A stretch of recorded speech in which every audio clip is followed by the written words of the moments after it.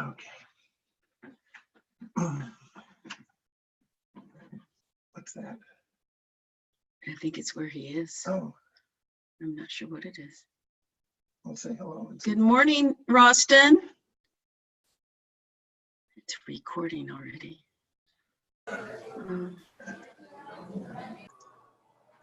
Okay, can we get the PowerPoint up, please? All right. I will be standing up in a couple minutes at some point Okay. to go grab There my we go. coffee. Yeah, I Okay. see PowerPoint. Well, there we go. All right. From beginning, huh? From beginning. There we go. There we go. Okay. There we go. Great.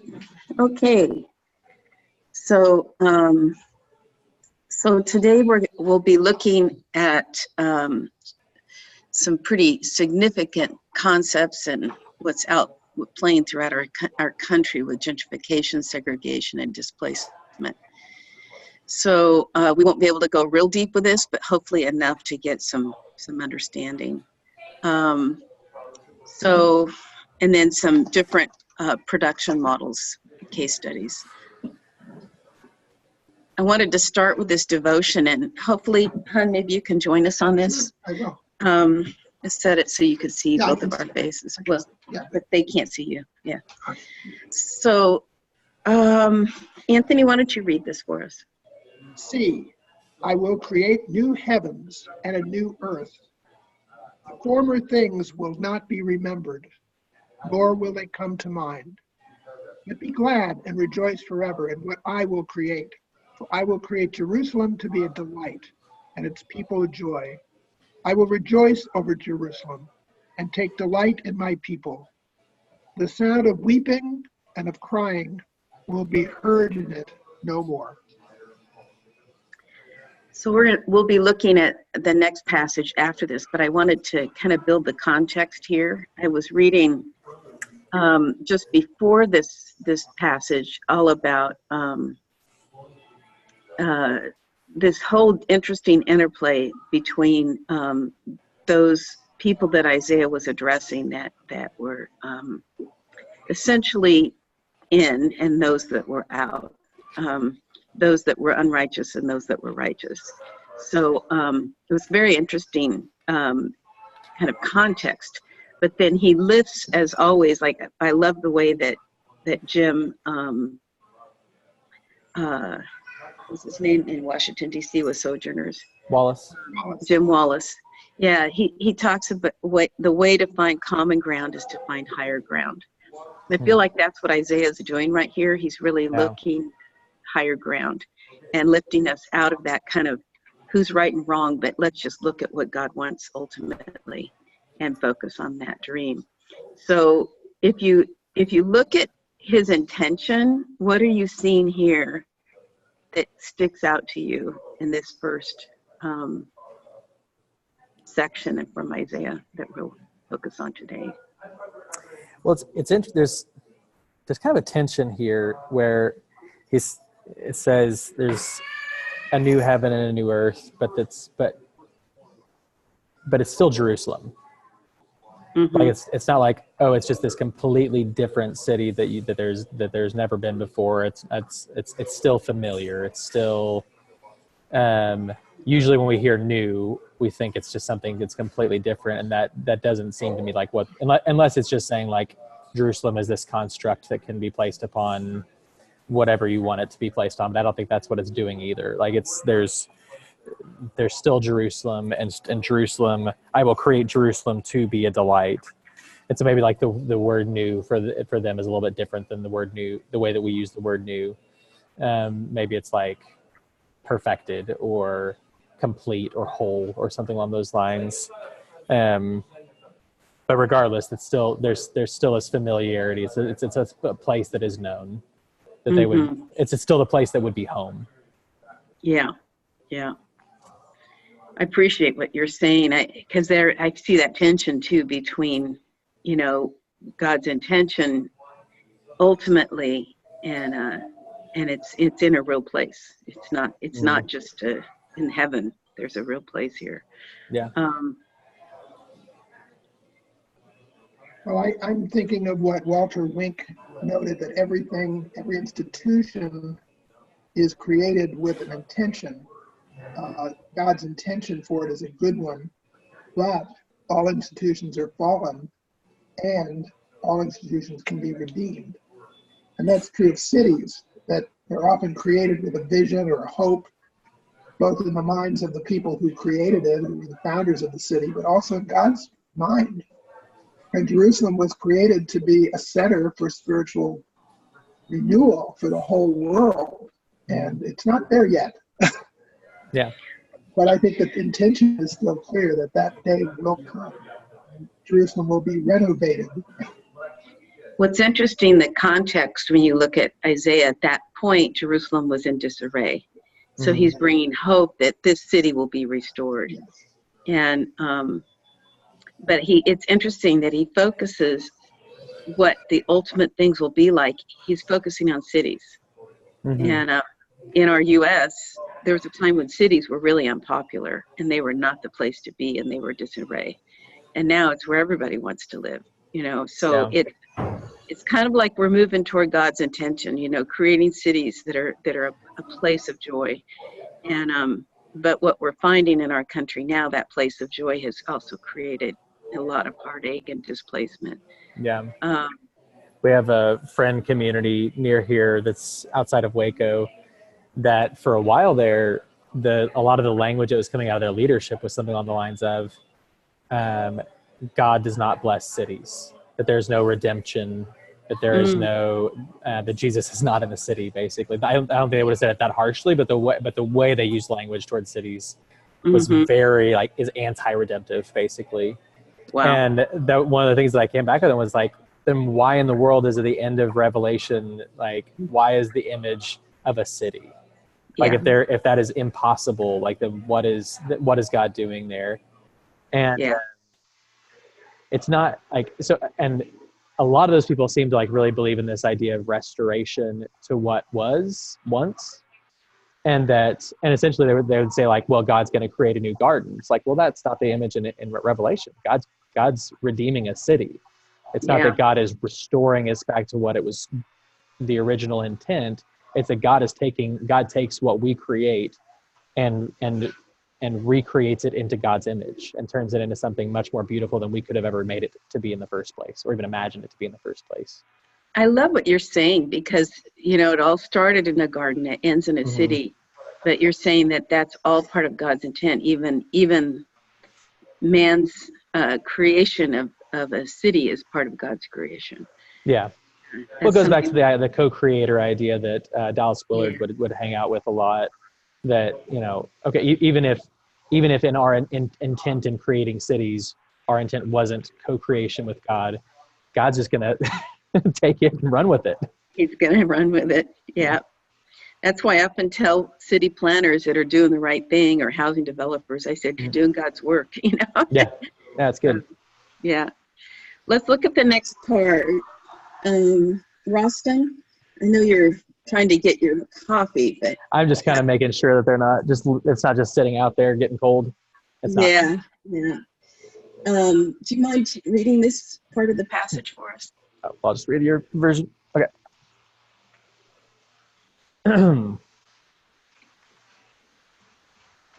Never again will there be in it an infant who lives but a few days, or an old man who does not live out his years.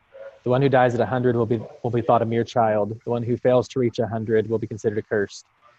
They will build houses and dwell in them. They will plant vineyards and eat their fruit. No longer will they build houses and others live in them, or plants and others eat. For as the days of a tree, so will be the days of my people. My chosen ones will long enjoy the work of their hands. That's good. Yeah. So there's a T-shirt, and I wanted to slip the slide in here, and I didn't get a chance, but that actually, that Habitat had that actually quoted this verse. They will build houses and dwell in them. And too often construction workers that are helping build these homes can't afford the homes they're building. So it's a whole flip here of society that God is talking about. It's almost like he anticipated gentrification, Yeah. He knew that or tribes in South America who grow quinoa that can't afford the quinoa that they grow, or farmers in Mexico who grow avocados but can't afford the avocados they grow because of the demand of Americans for those kind of specific types of fruits.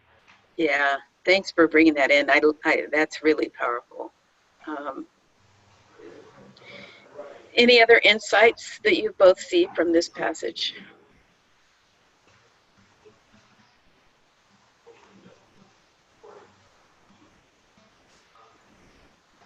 No, it's just a very, very firm attachment to the land. That there's no. It's not just like, it's not just I live here and I exist here. It's like the land is part of me. The land is part of it's a marriage. Yeah. Or even something more intimate than that. Yeah, it's not just a theology in the pie and sky. It's a theology that transforms places and land and people. Yeah. And it's a theology that brings health and long life. You know, I mean, supporting healthcare in our country is part of God's intent. Yeah. Agreed. So let's look at the next. Let me go grab my coffee real quick. Yeah, they just called me. Yeah. Pause it.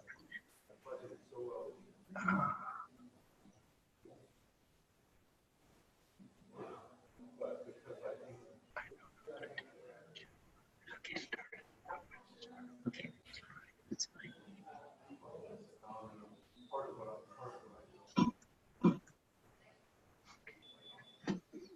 Really disjointed.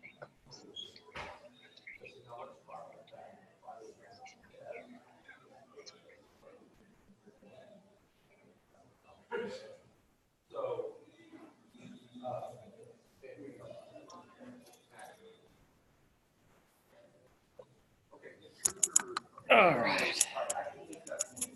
Okay. Okay. Here I am. Yeah, so I think I'll try to put this discussion on the city council a little bit later when Mercy joins us. Okay. So help me remember, Roston, to come back to this. Okay. So I'm going to skip through the causes for segregation. I think it's essential that we understand that this didn't just happen. It was very planned. And so some of these passages may be very familiar to you, but it's always good to be reminded, not so much passages, but concepts and policies. So the 1920s is when we started zoning laws. And it's interesting because before the 1920s, a lot of the housing was built in our nation. You could see in Altadena, the town just north of Pasadena, because that area really had no zoning until pretty late. It's a whole different feel. You know, it's not so planned. And you could see it before the 1920s, it was actually much less segregated. There was little back houses, there was maids' quarters. You'd see one street where it was really wide in Pasadena with kind of big homes, and the next street would be really narrow with small homes. So you could see that the servants lived on those more narrow streets, and then the wealthier people on the wider streets. But it was all mixed. It was delightful. And I think that's part of the reason people love coming to Pasadena, because they do see such a mix of housing that still exists before the 1920s. But zoning changed everything in our country, and zoning is what is creating the problems we have today, one of the root causes for it. So public housing in 1937, that also was relegated to the areas of town that were undesirable, not close to amenities. And so it really, really did not give a hand up to those people that needed to be connected to jobs and close to the amenities they needed. And so it created the problem that happened rather than it being a national housing authority, it became a state-based housing authorities. Every city in different states could choose to be part of the housing authority. And what happened is that made local jurisdictions choose where this public housing would go. And almost always they put it in bad locations. But then what happened a little later, when there was loans for new construction, it was pretty tragic because you had to have a 10% down in order to access an FHA loan. And for those that didn't have that, they were left out of opportunity. And that 10% down was not even possible for rehabbing. They had no funding really for rehabbing existing housing. So the older housing stock across our nation didn't have a chance to get refurbished. It was always about new housing, and typically it became white housing because of the 10% down requirement. So that's also when racial covenants, and we'll talk about that in a minute. But so in order to get that FHA loan, for a long time, it required that you actually had to have a racial covenant. They would not give a loan unless you agreed that the house would be only for whites. It's hard to believe this was even part of our national policy, but it was. We're a nation that was built on racism, and with indigenous people and with slavery, and so it continues in ways that a lot of people in our nation really don't understand. So the 1949 Federal Housing Act was the goal was to try to undo a lot of this, but in many ways it backfired, because in this particular Housing Act, which sounds fabulous, a decent home and suitable living environment for every American, we essentially brought housing, a much larger footprint, as well as the plumbing was brought indoors. I mean, there was a lot of improvements to housing. Not sure we definitely actually needed a bigger footprint. Homes that are way too big for people today. But the problem with this act is there was not one person of color that was part of planning it, and they were completely left out. They also changed it. Prior to 1949, it was always a one-for-one replacement when you would do slum clearance. So this is a lot when our housing crisis began to happen. It was not required. They replaced the housing that was actually torn down. And then there was a lot of money allocated for slum clearance. So there was areas that were declared slum, and maybe you have this, Roston, in your own town too, I don't know, but here in Pasadena, we have whole neighborhoods that were declared a slum, and really it was decent housing. The only thing, it was in Black neighborhoods. And so so they declared these Black neighborhoods as slums, and therefore they could tear them down. So you've got people, like in the first version of my book in Pittsburgh, there's a gentleman that I feature who he basically took and laid down in front of the bulldozer when they started to destroy his neighborhood. It reminds me of what's going on in Israel, people there trying to stop house demolitions. And so, so this was going on around our country. And so that's why the urban renewal, in some ways, people started calling Negro removal. So I think that's a pretty amazing statistic, that less than 2% of all federal finance agencies gave mortgage to Blacks. Bob Lavelle, I mentioned him briefly. He's the one I featured in the first version, and it was over 8,000 residents that were displaced when they came to his neighborhood.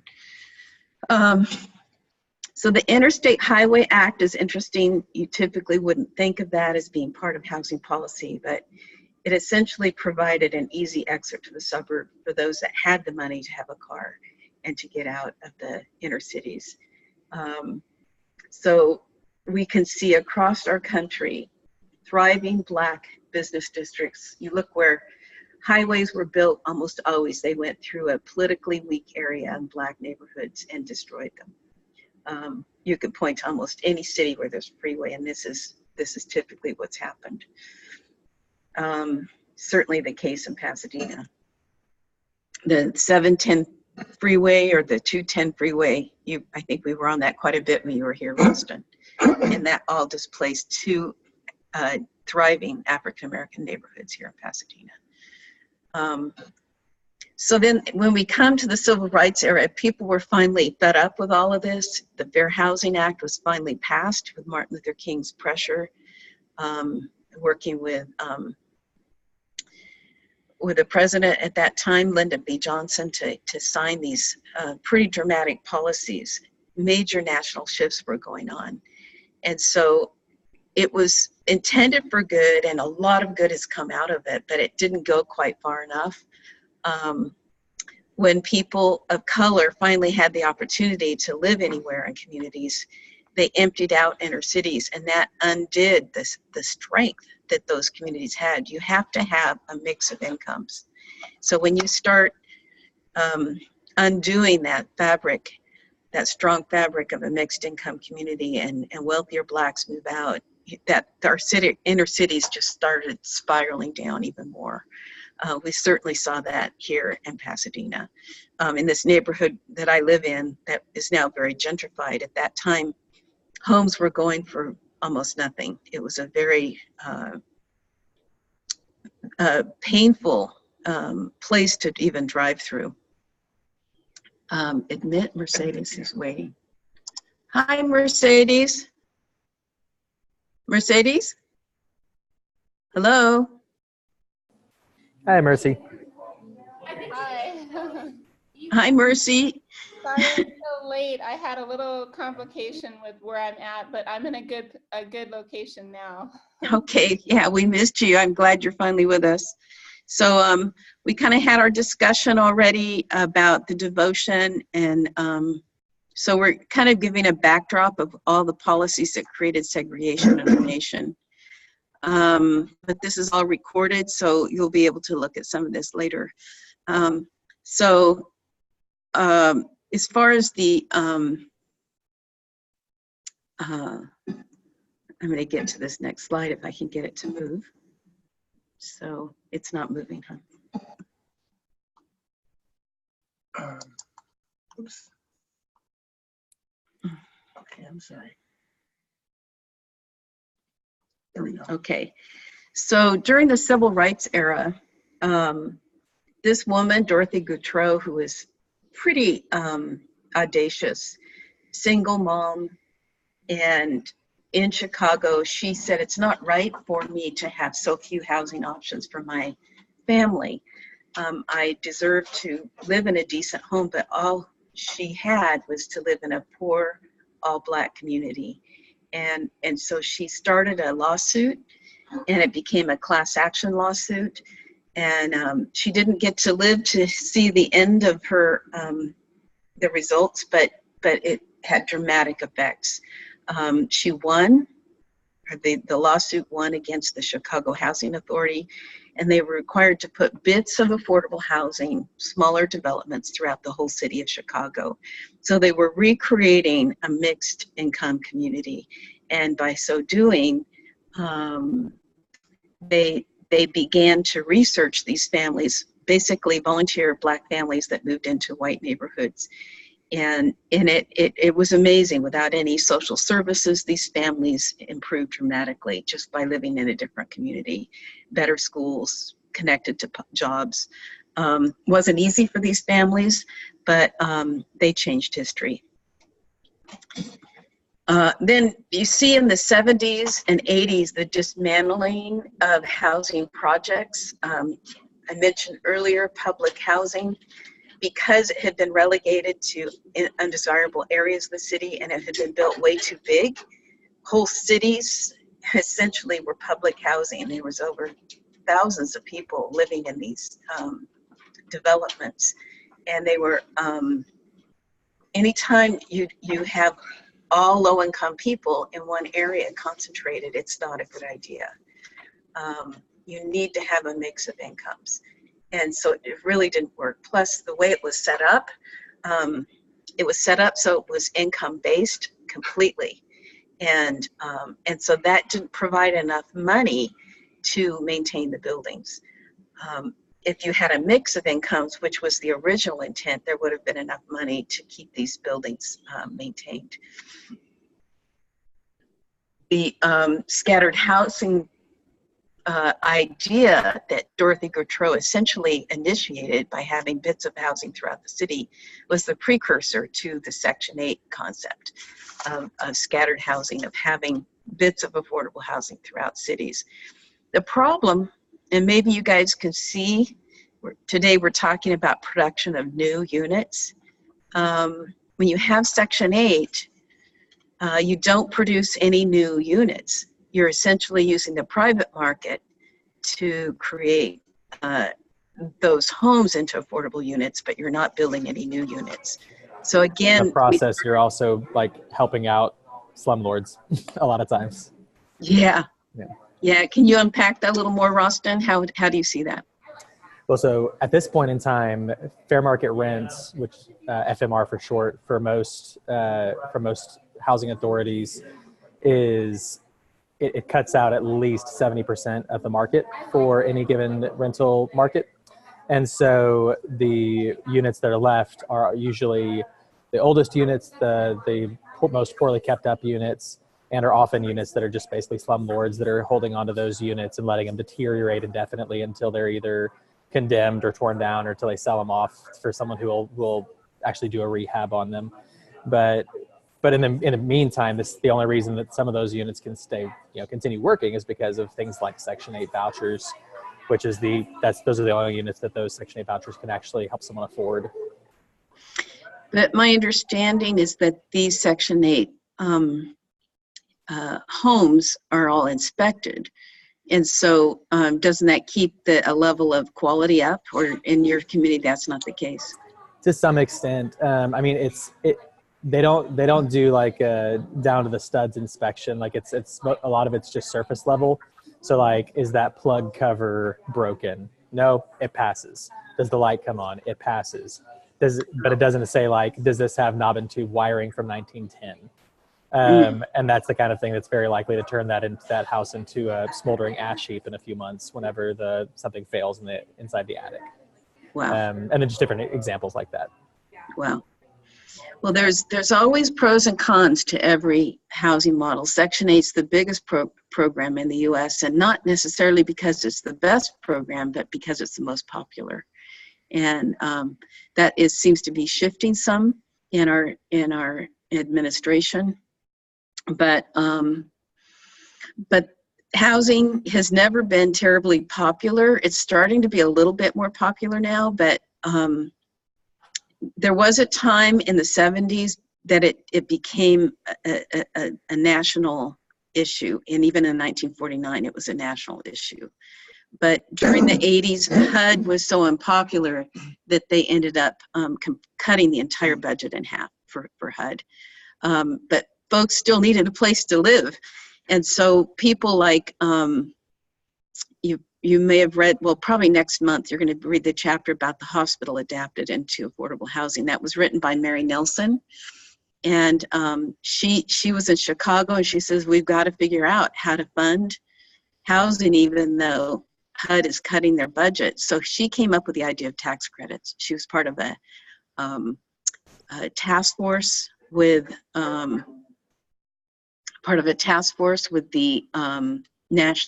president of the U.S. at that time, and that's when they came up with this idea. She was part of that team. So that's the main way today across our nation that affordable housing is built, which is, in that whole tax credit allocation syndication is really not even part of HUD in any significant way at this point. So this is creating more of a private-public partnership, helping large corporations with a high tax liability to invest in affordable housing. Let me go to the next slide. So these are some concepts that I found from the reading with Malik. So FHA, established in 1934, he talks about blockbusting and how that was condoned, as well as restrictive covenants, redlining, and the loans I mentioned earlier that were,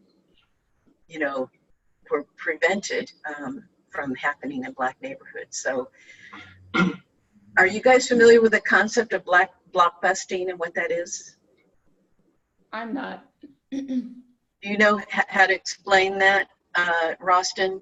Do you understand it well enough, or you want to explain it? So basically, it's hold on.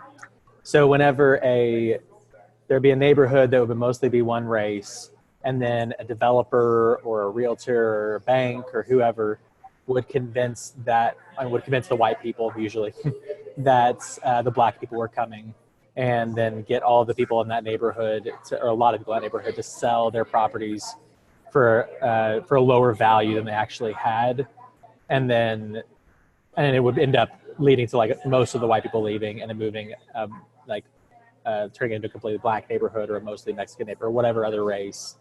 Yeah. Or dropping the average income level of that neighborhood, but again, like messing up the mixed income aspect of it as well. Yeah, thanks. That describes it well. I mean, it was oftentimes white realtors, they would sell at a super low price to a Black person in an all-white neighborhood, and then they would, put all kinds of flyers out, and like you said, the Blacks are coming. Everybody would then sell to the realtors at a super low price. They would leave the neighborhood, and it would just flip the neighborhood to be a Black neighborhood overnight. And this is what was happening quickly throughout Chicago. Lots of blockbusting. And then What would be the advantage of that? I remember reading about this, but I just don't understand the advantage. Why would that benefit the white realtors to sell below market value to, minorities? So they would initially sell to the first home at real low values. That way they could get a Black person to move in, and then because they sold all these expensive homes, all the whites moving out, they made out like gangbusters. They were earning all kinds of money by having that whole neighborhood wanting to sell, and then they would in turn sell it for high prices. They would start raising the prices and give them really bad loans, that with land. I forget what they called it, but it was a type of loan that wasn't even with a mortgage. So it was a real unstable. So people couldn't even stay in their homes very long. They would usually just do one small thing and maybe miss a payment, be a few days late, and then that meant the property went right back to the whites and they could resell it again. So it was a pretty corrupt system. And so those things are now illegal, but at the time it was okay to do that.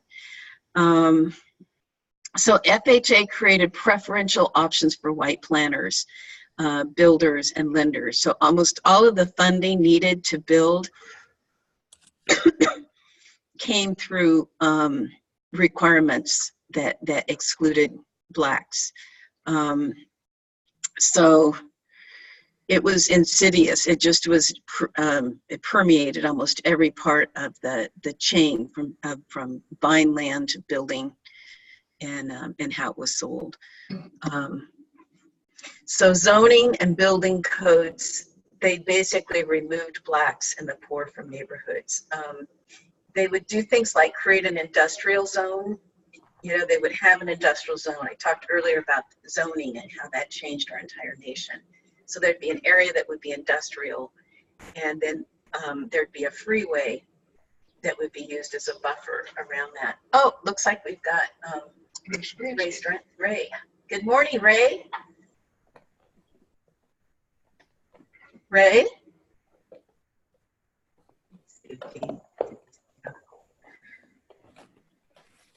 Hello, Ray? So I'm going to finish this while he's kind of connecting. This is really interesting that whole new cities would be incorporated to exclude people of color and lower income people. Are you guys familiar with this happening in any of your jurisdictions where a wealthier neighborhood would just say, we're going to become our own city and just exclude? Does that happen in Texas? Yeah, especially in the bigger metropolitan areas. Dallas is kind of, I think, the biggest offender. Yeah. But I mean, I've even seen it in much more rural areas where someone will come in and say, we're changing the name of this town to make it a much fancier sounding place and start building nice houses and like just trying to make it. Yeah. Anyways. Yeah. A big thing with zoning is creating minimum lot sizes. Just recently in California, they lowered the house sizes to 150 square feet, which is really amazing. But when you have minimum lot and house sizes, again, that becomes exclusionary and forces up the housing cost. The minimum number of people in rooms also is another way that exclusion can happen, by requiring that only a certain number of people could live in a home. So Ray, are you on with us? Yeah, can you hear me? I can hear you, but I can't see you. I don't have a I don't have a camera on this. Do you want me to? That's fine. I have a picture of you right here. I can get to it. Well, either that or I can rearrange this and get my camera going. But if that's if that would be more helpful. Well, if you can get it going, it'd be great to see you. Okay, let me do this without my big screen and. Okay. Thank you, Ray. How do we get to, there we go. Okay. So this kind of brings us up to the present, gentrification. There, that's great. I'm glad we're getting to see you. That's great. You might move it so we can see your face. We're a little bit. I haven't found the icon to see where I am on here yet, so. We can see you. You just need to move it up so we can see your face. Top of your head is cut off. Yeah. There you go. That's great. That's perfect. That's great. So I was just finishing up a few thoughts on gentrification, and then I'm going to put you right on. So because of all of the segregated practices in our country and racist practices, we ended up with inner cities that were emptied out and struggling with housing that was cut rate, dirt cheap. And so that's when that void was filled with people of means that were tired of driving. They didn't want to drive any further to the city. They started buying up all these homes. And essentially, we'll talk more about gentrification in a minute, but that's one of the main parts of it. There's a bunch of other parts, but there's some questions I want us to talk about. But first, we're going to look at Ray. There you are. So there's a photo. There's a photo. I got that from the internet, Ray. Yeah. So I have a little bio here, and essentially, you all can read it, but if you could just tell us a little bit yourself of your background. Here it talks about your being part of 5 Points, the Business District, the U.S. Bank, Community Advisory Board, the Enterprise Foundation. Maybe you can tell us some about what that is, and then how your involvement with Colorado Housing Partnership and Housing Colorado. A lot of folks in our class probably don't even know these different entities exist, so it might be helpful. And then your work with Noosa and your present work with Mile High. So just help us get to know you a little bit. And then essentially, I asked the students to look at your chapter on the point and to be prepared with some questions. So why don't you just jump in and start sharing with us? Okay, hang on. Let me just close this door so I'm not bothering Marilyn too much. Just a second. Okay, okay.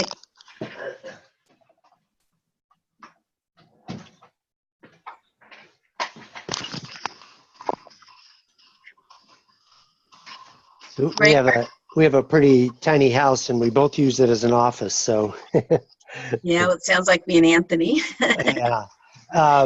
So how do I do I get to see all of you too? All I'm seeing is the bio here, but that's okay. People will appear as they speak. Oh yeah, when they Oh, I get it. Yeah. I get it. Well, I'm not seeing me except for my picture. Okay, so well, I got involved in this 40 years ago. My wife and I had gotten married a couple years earlier and had deliberately decided to move into a lower income neighborhood in Denver called the Baker neighborhood. We lived in the same house for the next 39 years. Just moved out of there a couple years ago.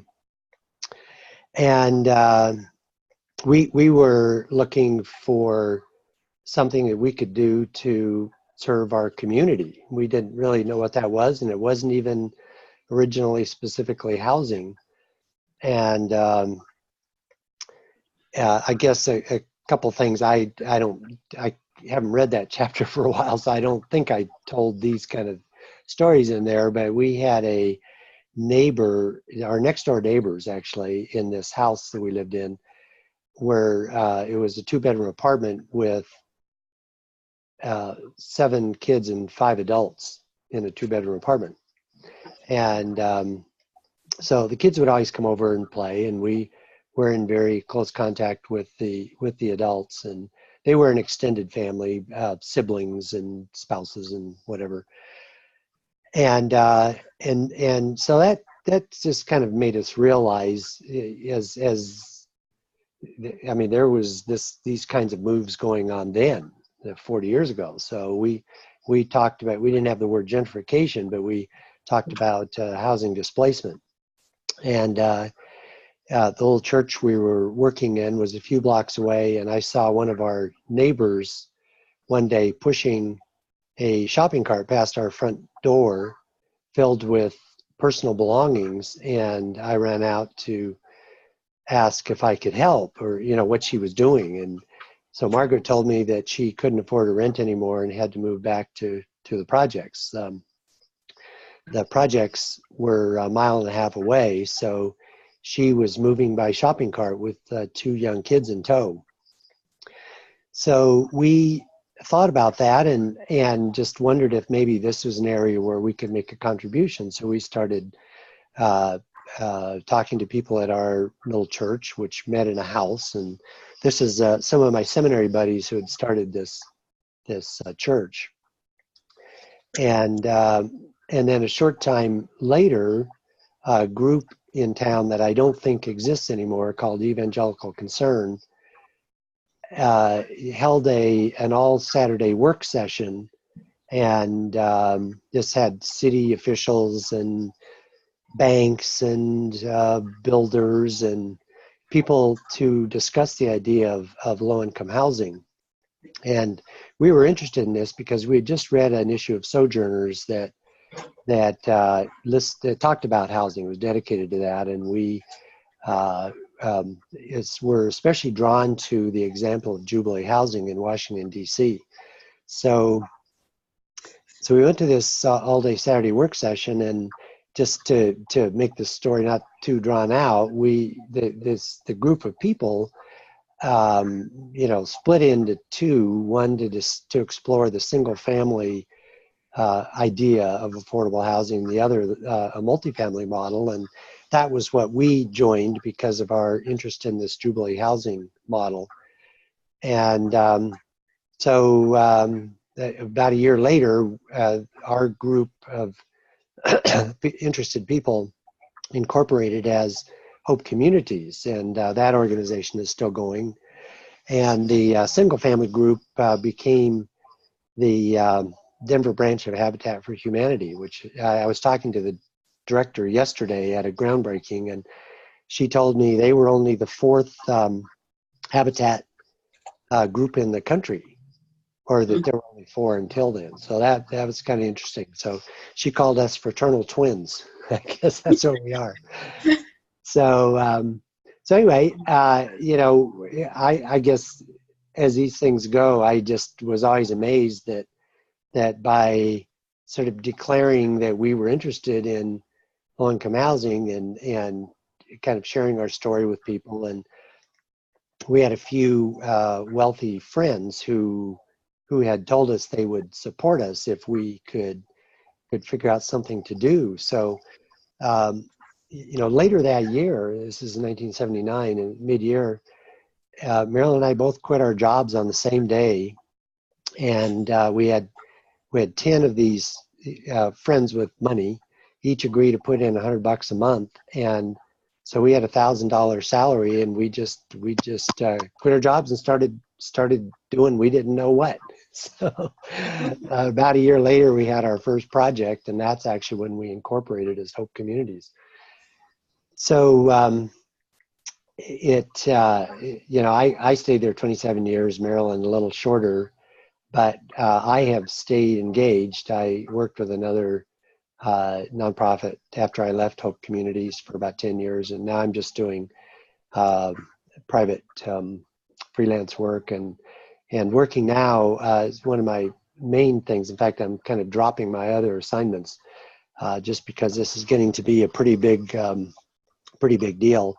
Mile High Ministries in Denver, and I've known Jeff Johnson for 30 years since he got his start, pretty close to where we worked in Five Points neighborhood. And I've always been intrigued with what Jeff was doing. I love his vision, and so we, he had his eye on this piece of property, and it was one that I had looked at, almost 40 years ago in Five Points. It's actually the next neighborhood over from Five Points. So this became available. The owner had quit taking care of the property. Well, I don't think he ever did. He owned it for maybe 3 decades and just let it run into the ground. And the city finally got tired of all his nonsense, and he had run up a bill of $1 million in penalties for not taking care of things, violating city codes, and then interest on penalties and more penalties on top of that. And so the city foreclosed on all these liens, and Jeff was interested in buying this. So we started 2.5 years ago. This is, as many of you know, how long it takes just to get your foot in the door sometimes. And so finally, a few weeks ago, a foundation here in Denver that is a friendly buyer for Mile High Ministries took ownership of the property, and Mile High Ministries has control through a land lease and an option to buy. So our intent is to buy the property from this foundation in stages, unless a big pile of money comes flooding the door, and we can do it more quickly. So one of the things the reason we've been talking to Habitat recently is that we're thinking about making the west side of the block a for sale a strip of row homes. And so we've talked to Habitat as well as a couple land groups here in Denver, and then the big. So Ray, let me jump in here Sure. for a second. So it sounds like you have an entire city block you can work with. Is that right? Yeah, Is that yeah, the land? that's 2.5 acres, and Yeah, that's great. so And it's phase mixed one of income. It's mixed income because you're doing the tax credits for a portion, like 60 units or so, and then the rest. we actually, there's a new program with low-income housing tax credit called income averaging, and so we might use that. That allows incomes restricted to 30 and below up to 80 and below, and so it allows a wider span of incomes. So we're looking at that, or we may do a about 80 to 90% with the tax credit, and then a handful of unrestricted units. Market. And then we are looking at a commercial building as well. That the neighborhood really wants mixed use. They want some neighborhood serving services. So we're looking at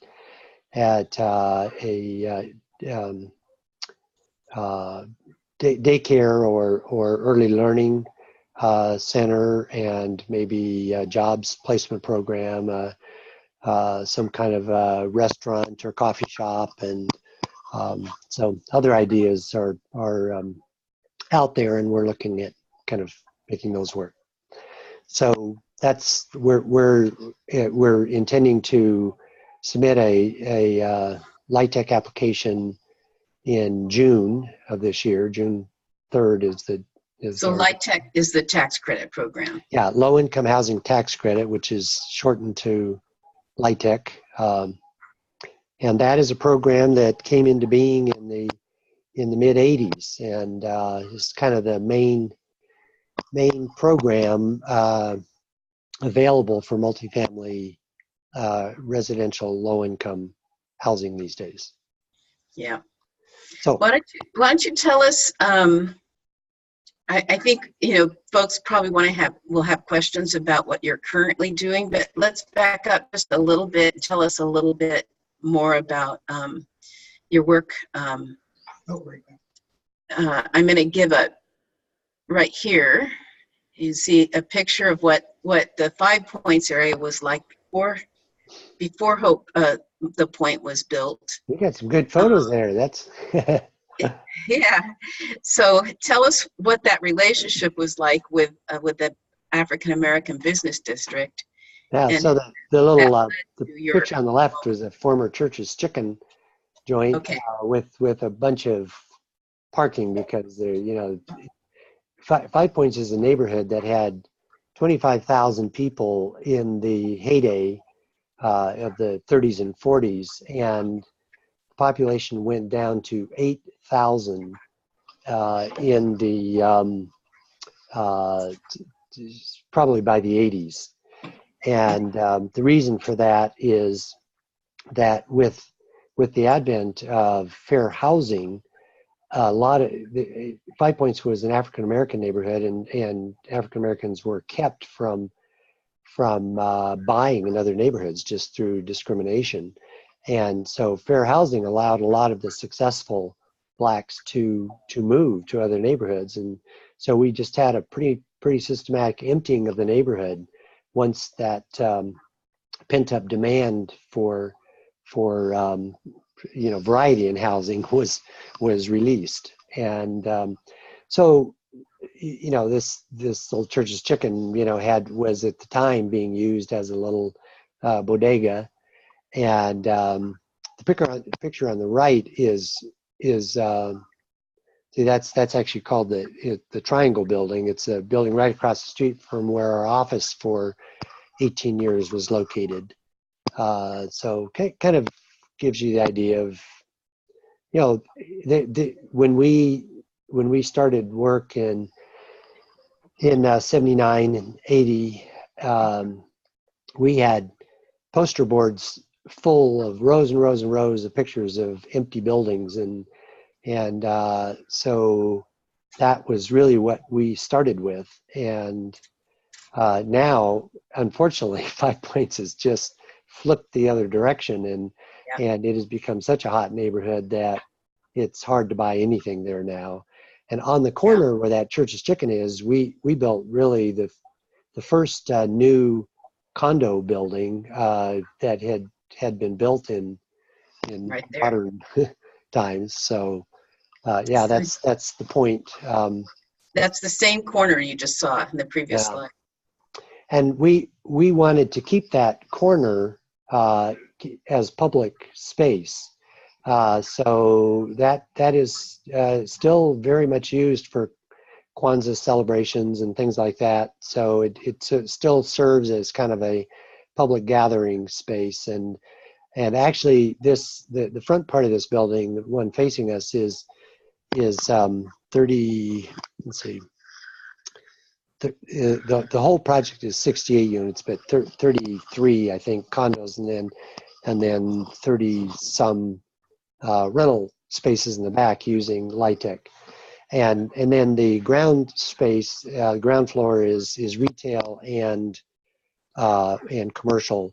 The ground floor at the back end of the building there, actually, we sold as a condo to a mission organization, a Baptist mission. There used to be called Conservative Baptist Home Mission. Now it's called Mission Door.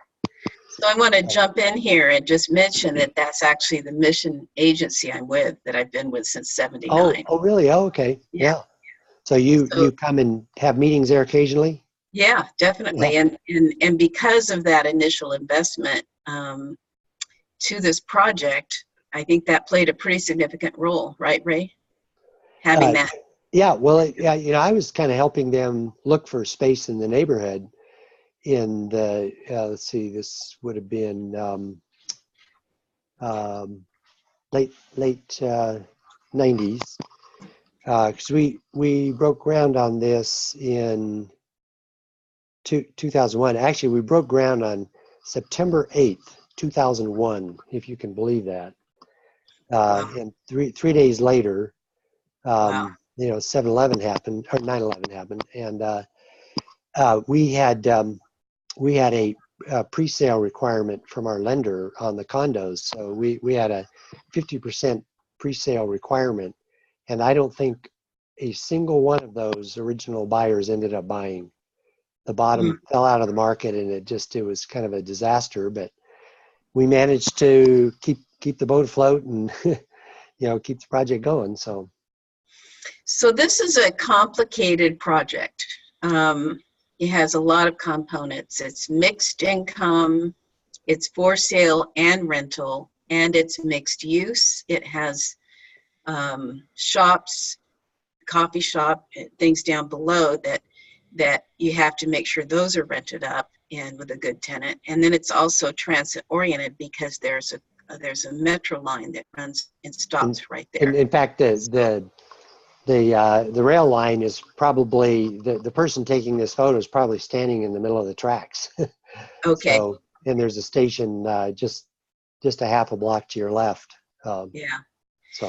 So why don't you tell us why you may not recommend someone start with such a complicated project? What kind of brain finagling did you have to do to pull together all these unique funding sources to make this happen? Yeah. Well, I'm not even sure I would recommend doing something with this complexity, even for an experienced developer. Not the complexity, but on the size of the project with the complexity. I think there's some realism that just has to be brought into projects, and I think this had too many moving parts for one project of this size. If it was more like the one I'm working on now, that's 2.5 acres, that might be different. But this is 3/4 of an acre, and just one elevator for 68 units, and for sale condos as well as low-income rentals. There's just the human dynamics of that are such that people who get into home ownership really want some separation. We thought it'd be great because it would kind of put them in proximity. you know, when people own a home, they really kind of want some distance, you know, from maybe their roots often, and being a renter, and so it creates some human issues that are hard to make work. The other thing about it is that having a master condominium association with this many elements is very challenging. On the for sale part of it, it created a almost impossible challenge of getting project approval for Fannie Mae, just so we could have conventional loans available to buyers, and we never could get HUD approval. So HUD would never approve a project like this, where only half the project is for sale. So I'm going to that, jump in here again for a second. I want to encourage you to move your computer screen slightly so we can see the top of your head there. And then I can't see my know. face or anybody else's, so I don't. Yeah, well, as soon as others talk, you'll get to see them, and I'm hoping to jump in here with some questions. If I saw the little icon of me in the corner, I'd know where to situate myself. Yeah, I'm sorry. I don't see none of us get to see ourselves. Okay. Okay. Cool. And then I just wanted to ask you, how many different funding sources were involved in this project and different deadlines you had to meet? Well, when you do a LIHTC project, you have to have a dedicated funding for that portion of the project, and so you have to do what we call condominiumizing out that section of the project. So the rear of the building, the half that's the furthest away from us here, there's a, you know, condominium lines drawn in the air that make you know, the second through fourth floor and then a certain land area be totally separated out, so it can have its own financing and cannot be contaminated by financing from that's associated with anything else. So we created our own tax increment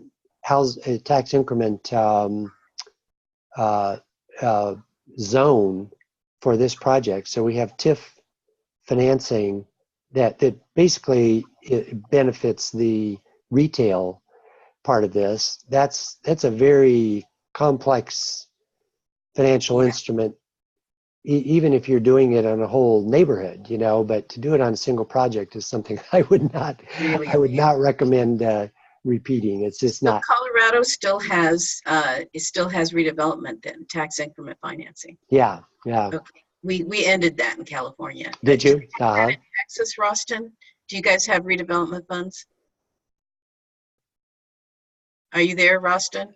Yeah, I did this. I don't know. You don't know? Okay. Yeah, you might check it out and see if you have tax increment. It's a great source for funding if your state has it. So.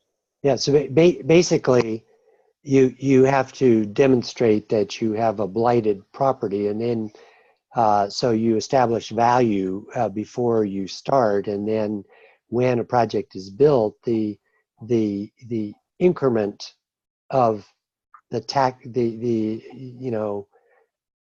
taxes available to the municipality provides you basically keep paying the same property taxes, but the increment creates the value that you can make a loan against, and so municipalities lose income from this, because the money that would have gone to taxes goes to paying off the bonds instead.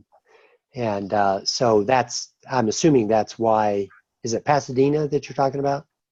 I'm talking about the whole state. The whole state stopped redevelopment. Oh, the whole state. Okay. Yeah, through the courts a couple of years ago. Yeah. So and the reason is because you lose all that property, the property tax base when you do that. Yeah. That's one of the reasons in their state. There was a number, but I think you started going down the track of talking about funding sources. I know Mercy was real interested in learning about affordable housing finance. So that's part of the reason I'm asking the question. So Uh-huh. you've mentioned low-income housing tax credits. You mentioned tax increment financing. What were some of the other funding sources here? We have a loan. Boy, this is taking me back. This is like almost 20 years ago now. This project, we had financing from U.S. Bank for the housing, for the rental housing. We had a loan, just a development loan on that covered the building of the condos, which of course is paid off through the sale of the condos. We had an Office of Economic Development, which is our city financing source for the retail portion of this, and it's essentially it was designed as 4 or something like that retail spaces, but they kind of got clumped together into 2. There's the left half became a coffee shop that's now called Coffee at the Point, and it's still a really nice neighborhood gathering place. And then the one on the right became a neighborhood theater, community theater, and I think that might be transitioning into something else. So that with the OED financing, you have to justify so many jobs created and that kind of thing too for that financing. What's OED? Office of Economic Development. Okay. And that uses federal. It's utilizing federal block grants of ED money, which is economic development. And that's where those block grants. What's that? That CBDG, Community Development Block Grant. It's not CDBG. Let's see. Home funds. Let me think. Well, no, yeah, maybe this was CDBG. There's another actual economic development. I think in this case it was CDBG that came through the city, but there are also direct federal loans that but all of these require that you justify your loan through job creation. Mm-hmm. So you've done. I want to ask you one more question about that relationship with the African American Business District, Business Association. So you've always inspired me because I have had a relationship with our local Interdenominational Ministerial Alliance. It's the oldest association of African American pastors in this whole region. So I've been hanging out with them for the last 20 years. And I think your model, what you did really encouraged me in my long-term commitment there.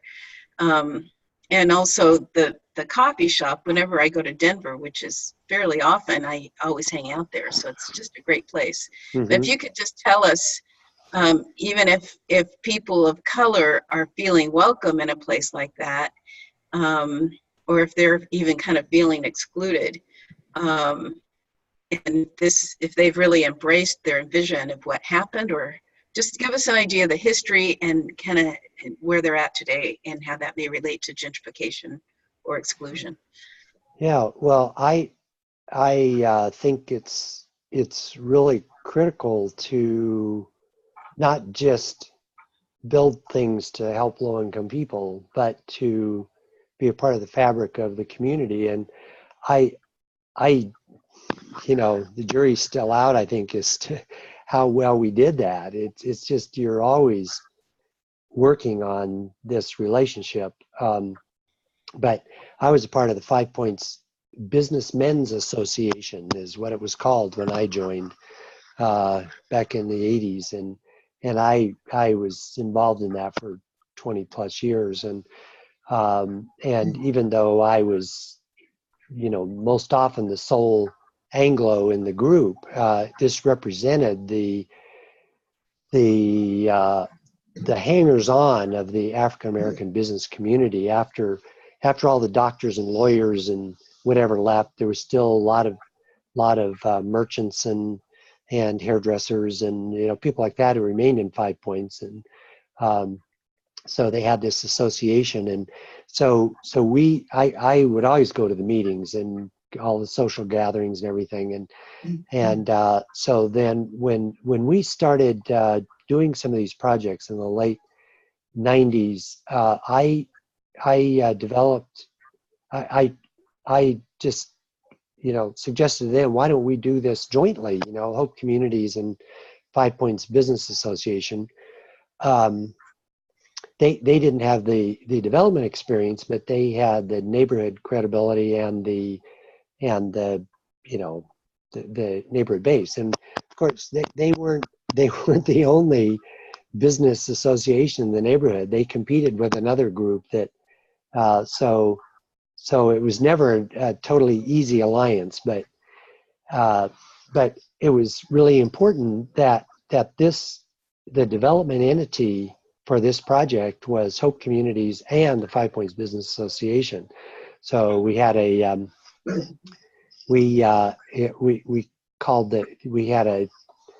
LLC called Minute Spot LLC, and that came from a business called Minute Spot that was located on this corner back in the 60s or something like that, 50s and 60s. And so I think that's really critical, to it doesn't mean you're always going to be successful at it, but it's important to at least make every effort to be connected to the community, and you're not doing this in a vacuum. Yeah. So you mentioned LLC. Can you just unpack that a little bit, what that means? yeah, in the early days, we used to do everything through for-profit corporations that would become subsidiaries. In other words, all the shares owned by the nonprofit corporation.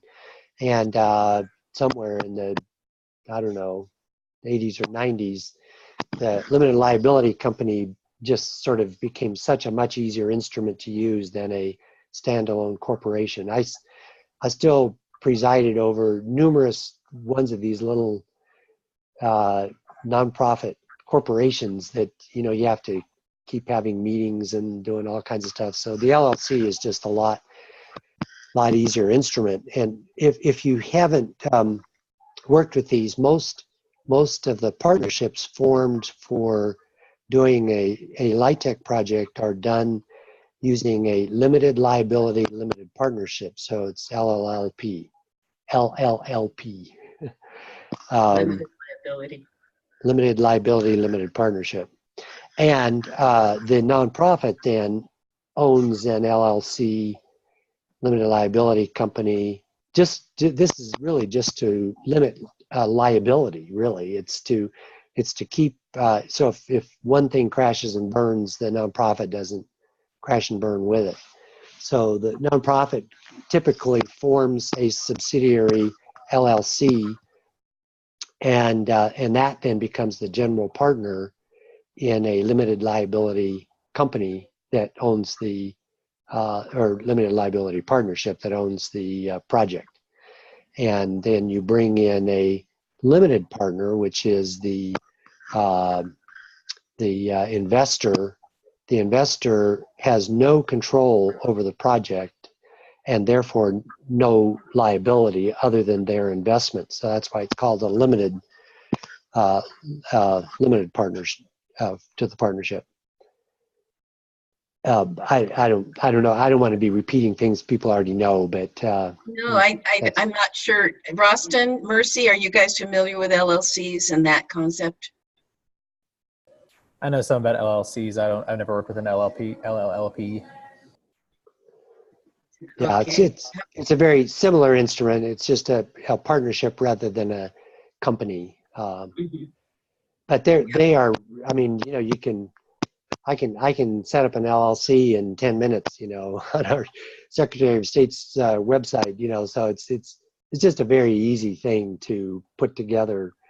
And then the nonprofit organization can, as the sole member of that limited liability company, can make decisions as the sole member. So therefore, the nonprofit can easily steer the direction of these numerous companies, because you usually have a different entities for each project you do, just to, again, to keep the liability limited. Mhm. So before we kind of go on to the next phase of Ray's life, Mercy and Rostam, do you have any questions about the point? Or I've been mostly asking all the questions. First, you need to unmute. I'm not sure. There you are. Hi, What? Ray. I'm very inspired by what you do, and I've never really heard of kind of how you're describing the process of going from LLC, the nonprofit being a sole member. That's like a process. I kind of feel like asking, do you have a diagram for that? Because I only understand LLCs from a business perspective, not from a nonprofit perspective. So Can I show anything on? Can I transmit anything here, Can he? Jill? I don't think so, but you could send it to me and then I Okay. could try. Okay, Yeah. yeah, I can easily do that. I can send you the performa, and it has a whole diagram of the entities of the project I'm working on now with Jeff Johnson and Mile High Ministries, if that would be helpful. Okay. yeah, that would be. And are we going to be able to ask questions after this? You next- can ask questions now. That was the whole point. It's kind of an informal presentation. You can jump in and ask questions anytime you want. Okay. You had mentioned a number of times, Ray, how this amazing project at 5 Points, how it could have been better, or some lessons you learned along the way. If you were to actually go back and revisit the very first moments in which you and your wife quit your job, I know that's kind of a loaded question, but how would it have been better knowing what you know now? Well, for one thing, I think a project of this size, I would make it either all rental or all for sale. It's too many moving parts for a project of 68 units. That is a typical size, best size for a tax credit project in Colorado, because the group that manages our low-income housing tax credit program in Colorado has a limit of 1.325 million, I think, on the tax credit allocation, which means they will that you have available to you 1.325 million per year for 10 years. So you can figure out that essentially you've got 13 million there to work with. So this creates a maximum size of a tax credit project. And now with our huge escalation of construction costs over the past few years in Denver, when it used to be that a project of 60 was kind of the maximum, now it's almost getting to be 45, where you run out of basis. That means you've used up all the tax credit that is under that cap, and so by doing more tax credit projects, you don't get any benefit.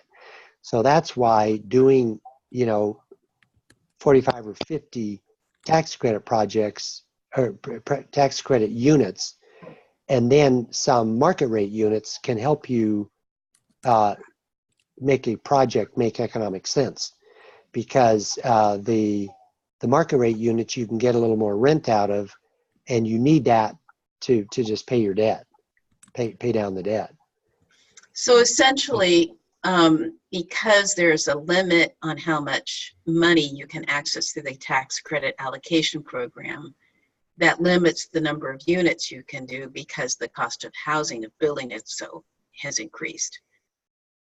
And so that's where you can only do 45 units. But in this particular project, you would have done it either all tax credit or all condo to simplify. Either all rental or all for sale. That's Okay. I mean, it could be, you know, you could have some market rate Mixed in with the tax yeah, credit. we actually have the crazy thing is that even with only, what is it, 35, I guess it is, rental units, not even all of those are in the tax credit program. So, because we wanted to have some market rate units there. So we have some that are restricted to 80 and below, and that's even before we had the income averaging program available to us.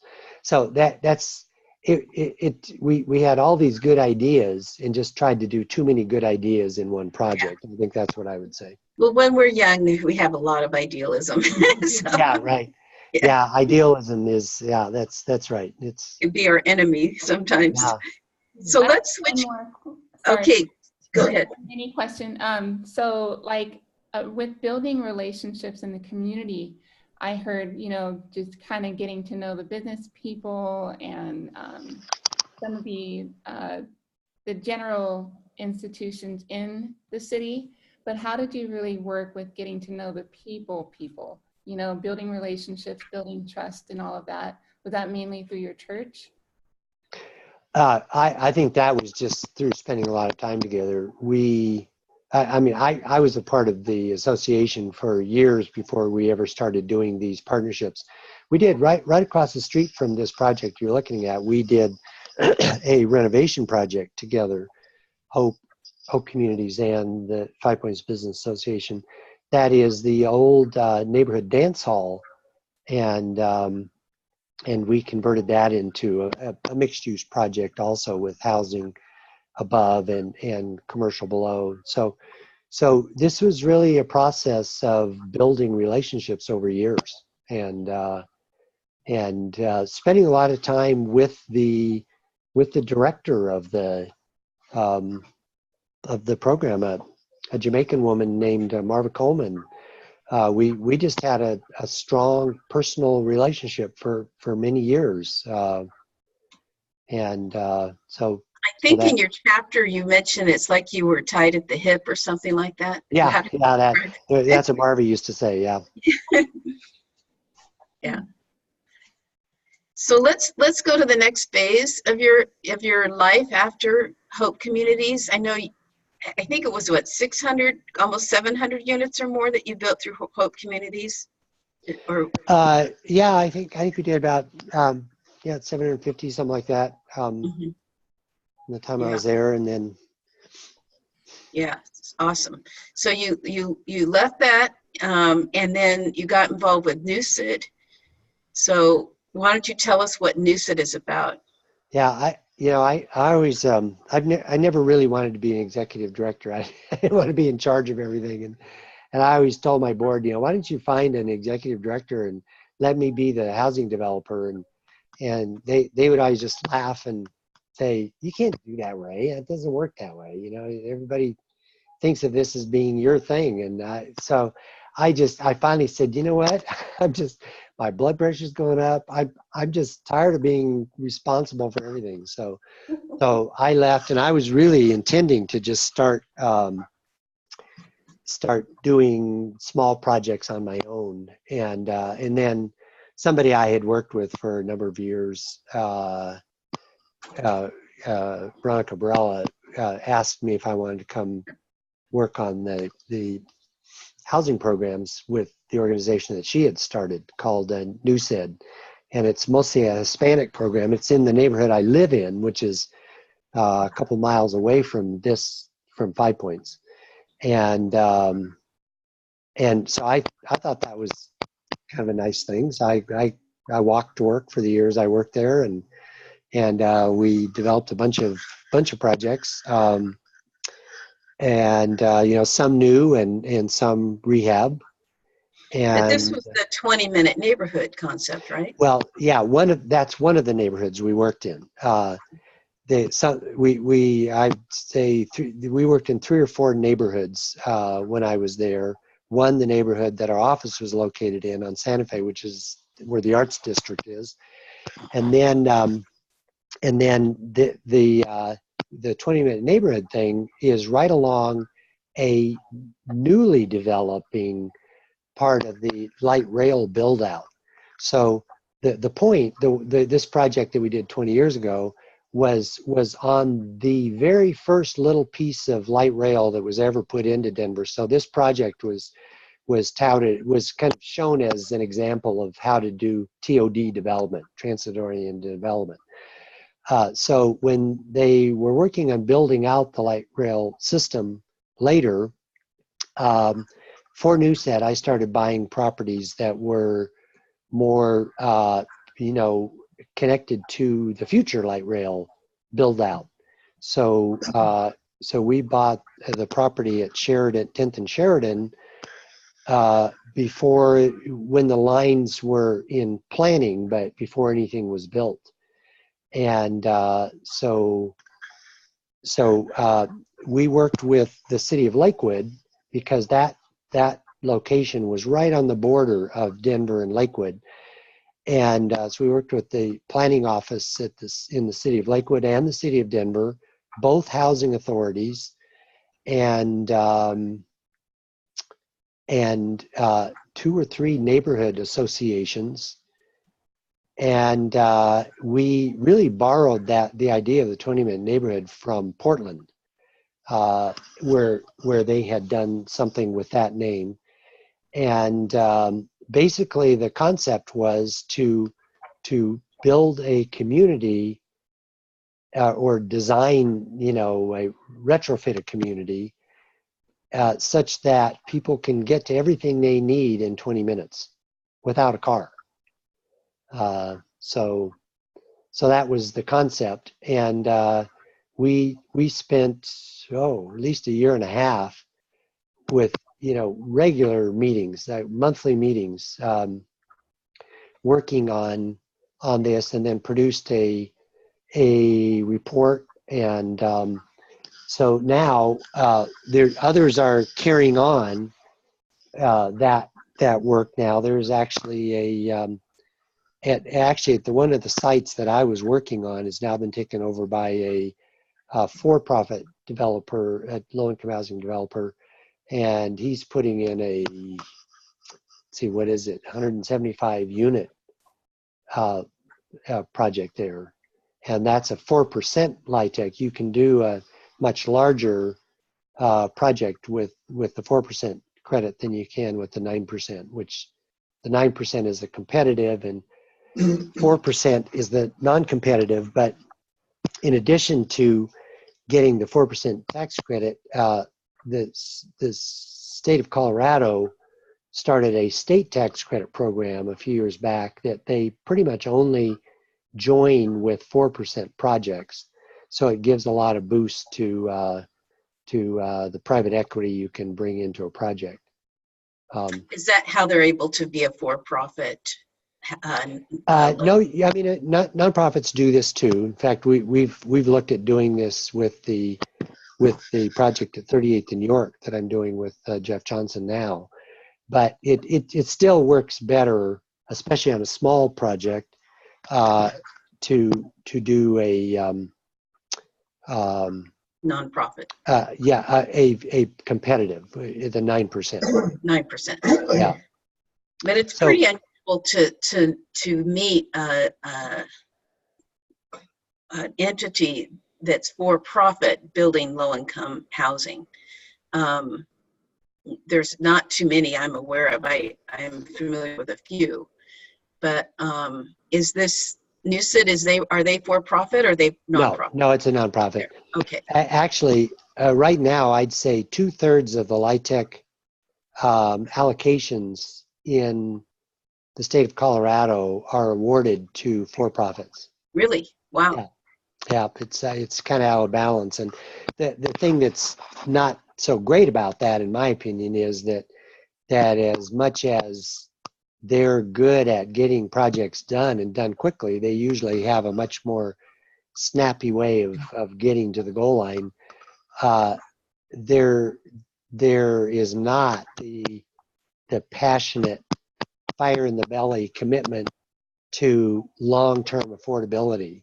So they've always got their eye on, okay, we'll keep this affordable as long as you make us, and 15 years. 2 days after we're let out of the cage, we're selling this thing, making our retirement money, you know. So yeah, so they probably don't have a commitment to the double and triple bottom line either, where you're looking at that's right. Yeah, they don't have the health care and the child care and all these other things that will help break that cycle of poverty. Sometimes they do some of those things, and I don't want to be demeaning, you know, but it often is more of a means to an end. Mm-hmm. You know, we'll do this so that we can attract more low-income people who really need this stuff. Yeah. But it's not done out of passion. It's done so often out of the profit. Yeah. Yeah. So have these 20-minute neighborhoods been built yet? Have one of them been done? Well, that project I was just describing is right in the center of that. There was an 800 car garage built at that light rail station. We were at the bullseye of the development at that light rail station, which is called Sheridan Station because that's the cross street. And so one of the creative things that this for-profit developer did is that when he saw that RTD, the Rapid Transit District, was not utilizing this parking garage nearly to its capacity. I mean, you might have 150 cars in this 800 car garage, and it was hard to see how that was ever going to change very much. I think the idea was they were hoping that people in Lakewood would come drive their cars there and then take the train downtown and relieve the congestion downtown, but it just didn't quite actually work that way. So one of the creative things this guy did is he made a deal with RTD to allow parking at this 800 car garage for this 175 unit project that he's developing right adjacent to the station and adjacent to the garage. So it makes perfect sense. But and there, the zoning there you were talking about zoning when I first checked into this conversation. Yeah. You know, we got zoning that allows 8-story buildings at that location. So you can put in a lot, you can get a lot denser housing in a location like that than you can where we're working with Jeff Johnson in East Denver. We why do we take 20 minutes to get someplace because it's so much more dense. Say that again. That's why it only takes 20 minutes to get someplace because it's pretty dense. Right. Yeah, the idea is to build a lot of retail and professional office space and whatever. And there, slowly some things are happening. There is at that location there is a very underutilized retail corner that was across the street from the project that I bought for Newset in 2007 that I understand just got bought up, and they're going to turn it into a mixed-use development. So getting the retail in there is hard, because you got to justify. Developers always say rooftops before storefronts, and so you got to get a lot of people living in an area before you can, before a retail business will make sense. But the problem is once you get it all built out, there's no room for the retail. So it's a very challenging, chicken and egg problem. Mm-hmm. And but that's Yeah, why sometimes. How do you do a market study in a neighborhood and the need for a business when the housing's not there yet? Yeah, that's right, exactly. And and this is all driven by market studies. You know, banks and investors depend on that before they will commit funds. So sometimes what you do is master plan, and you say, okay, this is going to sit here idle for a while, and that's going to be future retail or commercial space, and then all this is going to be housing. And it was kind of an interesting exercise working on that with the city of Lakewood and the city of Denver, because Denver had learned a lot of those lessons and was very proactive and wanted to really, really work hard at getting all this zoning thing figured out. And Lakewood was much more lackadaisical and just kind of, yeah, well, okay, it'll take care of itself, you know. People will figure it out. And, you know, our constituents won't like it if we're being too prescriptive. And so being right on the border of the two cities created some real interesting conversations. Yeah. People don't look at that the same way. Yeah. It's interesting. We talked in our last class a little bit about how God views cities in the Bible, and each city kind of has its own flavor.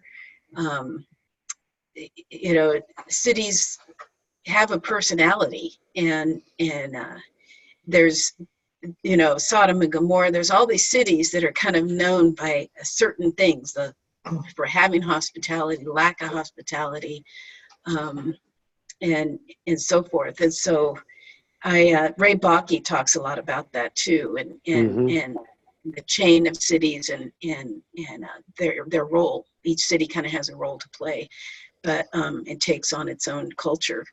But I know one other developer that did this project that overlapped two cities, and boy, it's not easy, not easy at all to work with two. Yeah.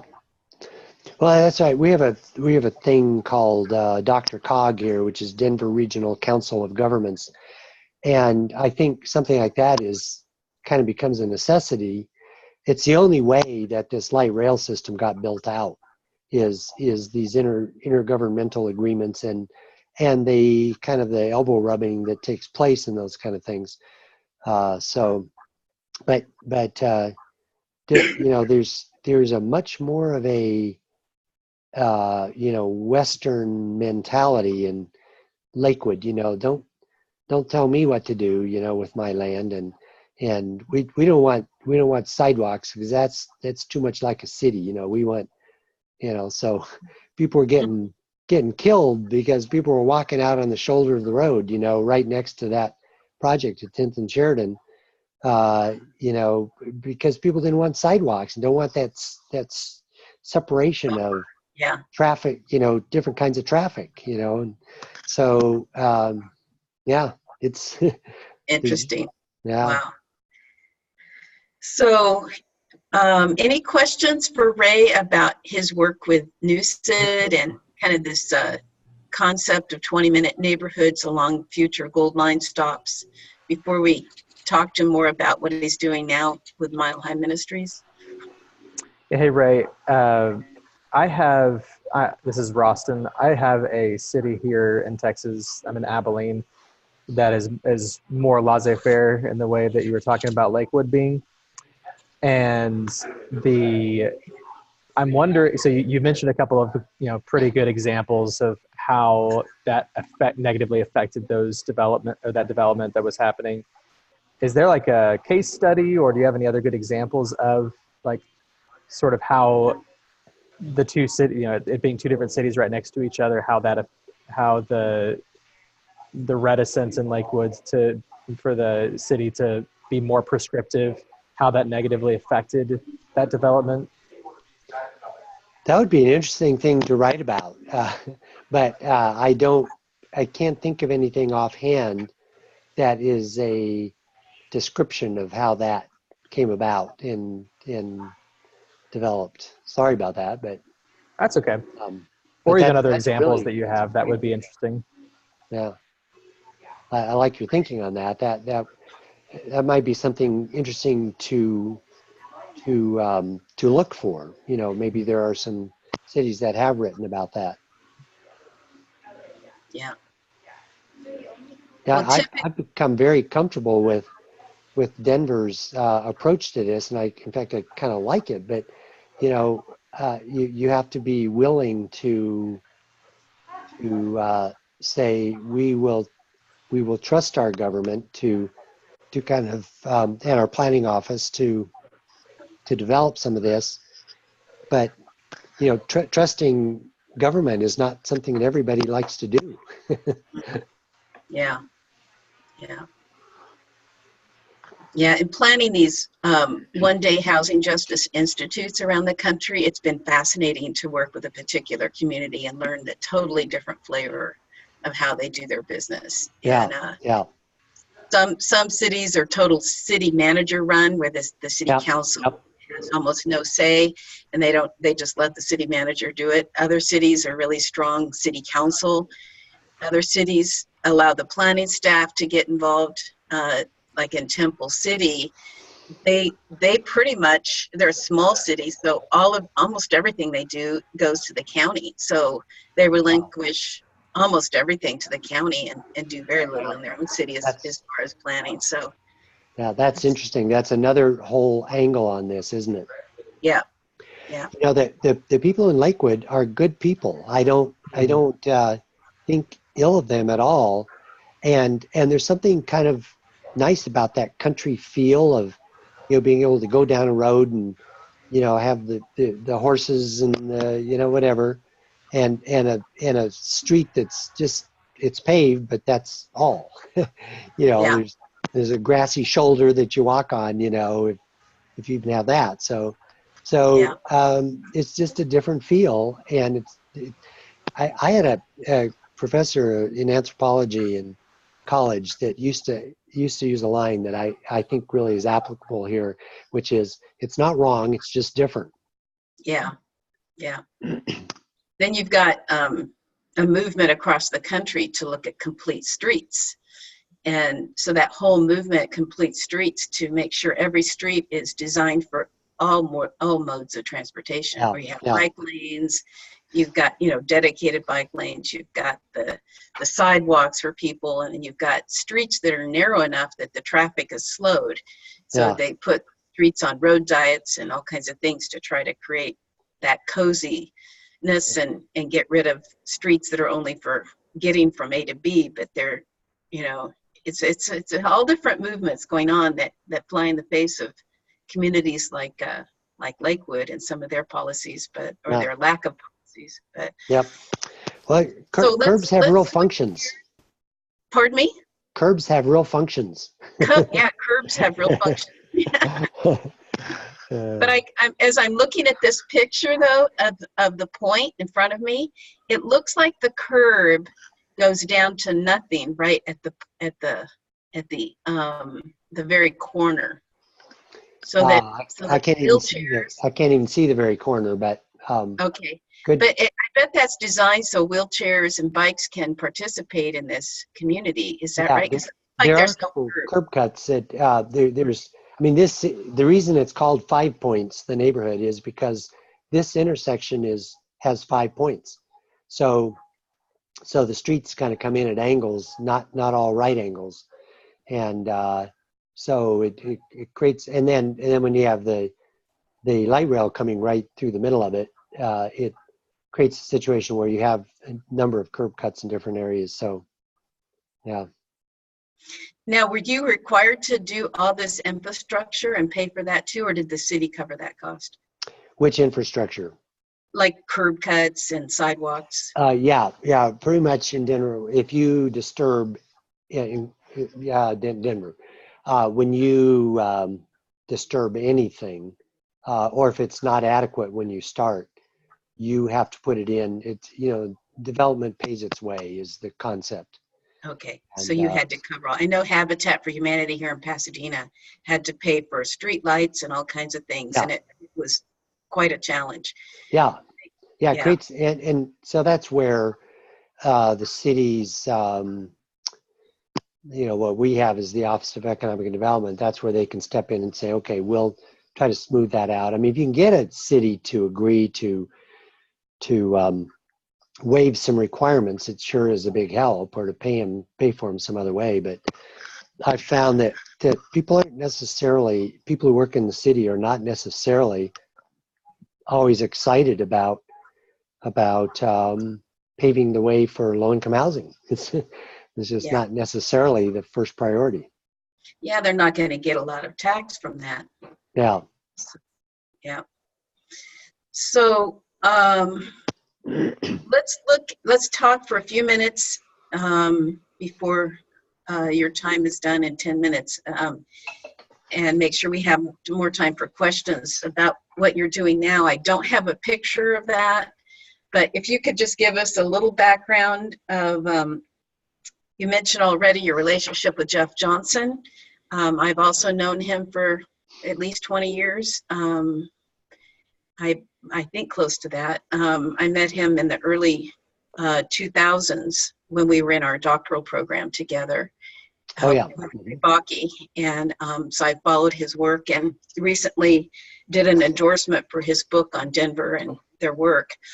So just tell us a little bit about what Mile High Ministries is, what they do, and then your part in that, kind of coming full circle back to it. Well, Mile High Ministries and Hope Communities have some similarities. So Hope Communities pretty much operates on this as well now too, but where housing and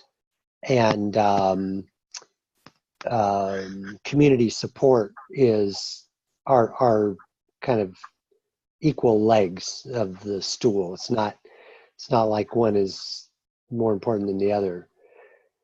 So Mile High has a number of things that they do that are not necessarily the same things we did, but are really important. They have a legal aid clinic with several lawyers and paralegals and whatever. It's probably almost 20 people that work there that work on offer free and low cost legal service. They also have it's not a shelter. It's a kind of a residential center for homeless families or near homeless to kind of get back on their feet and get Transitional. Yeah, it's called Joshua Station. Mm-hmm. And how many units are there at that transitional? It's like 35 or something 35. Like that. How long can they stay there? Do you know? Is it like they don't have a timeout requirement, but I think people usually do not stay longer than a year and a half. Mm-hmm. But they have a really kind of neat concept that they call resident volunteers. So they keep 2 or 3 of their units available always for a family to move into who wants to be there really for ministry. They're there to be a neighbor and a friend to people who are trying to get on their feet. And that's one of the I think fallacies of our whole American system of it's what happens with people's discomfort with people who are not like them. So you have suburbs being developed to kind of get away from the problems of the urban core, and now people are swarming back there to take advantage of the cheap property, and so maybe in the process of doing that, maybe we can preserve more of the concept of sharing a neighborhood of different income levels. But that's part of what they're trying to do with these resident volunteers. They have a number of other. They do quite a few things with the residents, like kids programs and education, GED development, and those kind of things. And so at the new building, they want to bring over a lot of that thinking about that this is not just a place to live, it's a place to be in community and to support your neighbors and to you know, have a life together that is better than just by yourself. Yeah. That's So why I that- think they're thinking of more seriously now about having some for sale housing there rather than just more rental housing on the west half. We were thinking that it's a way to get rental is a way to get more housing in there, but I think they're more and more thinking it's also important for community development to have sort of a way to graduate in housing to the next level up. Now that there's some concerns I have in that. If it's tax credit, I know that's you cannot discriminate and say in advance who gets to live there. Everyone gets on the waiting list. Anyone can join it. How would that be a transition into this new housing? Given I mean, this for sale housing? or even the rental housing. How are they? Yeah. Yeah, that fair housing's the law, and it's something that's there for a good reason. It's to keep people from discriminating in housing. But there, I found that there's ways you can when you get the notice out for a waiting list for a new property, you can tell all your residents, at Joshua Station, for example, in the morning, and then you can publish your public notice in the afternoon. It's just, there's always ways that people get the word out to people that they want to give a little bit of favored treatment to kind of get on the waiting list early. And that's okay to do that. Well, if somebody, if you said it out loud like I just said it, somebody who wanted to sue you might be able to sue you. I don't know, but Yeah. but it happens all the time that if you want to sort of give some preference or whatever to people, you can let people know about things. So. I know in our city, any affordable housing, the preference first goes to people already living here in Pasadena and those that work here in Pasadena. Uh-huh. So they've been able to. But see, that's a preference. Yeah, that's a preference. Yeah. I mean, you can state preferences up front too. I don't know how wide you can make them. I have not been doing asset management for a number of years now, and I know things kind of keep changing. But it's something we need to be aware of because it's the right thing to do. But we also have to be careful of laws and make sure we're not breaking them. Yeah. But then we also can try to do our best to help a program, help people. So. Well, I've got one question, and I'm sure that both Mercy and Roston will have some final questions for you. You just mentioned asset management, and that is a key component to affordable housing or any kind of housing. I was the asset manager for a while at Comunidad Cambria downtown, and it was not my thing. Numbers are not my thing, but I learned a lot. And so can you just speak to that for a minute and the important role of asset management in affordable housing? Well, it's an important function. If you're in a small organization, you might be both the developer and the asset manager. I was kind of always that. It's always a combination. But as the organization gets bigger, it makes a lot of sense to split off the function of asset management and have somebody do just that, which is hiring and supervising the property manager if you've got a separate company. If it's in-house, then kind of supervising the function of property management. And it's not the same thing as property management. You're really you're setting the game plan for how we want rents to be and how we want to operate this, how we want to manage our preventive maintenance.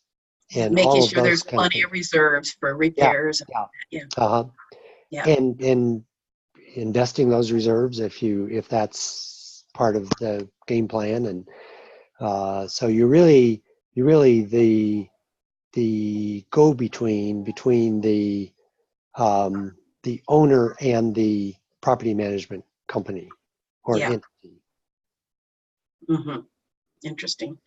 So, Mercy, Roston, do you have any final questions for Ray? You guys there? I'd be interested in for the last couple projects that you talked about. Can you direct us to a website for either of those? To the one we're working on now at Claire Brown Commons is the name for some really nice reasons. I don't know that they have they probably do have a page dedicated to that, and I could find the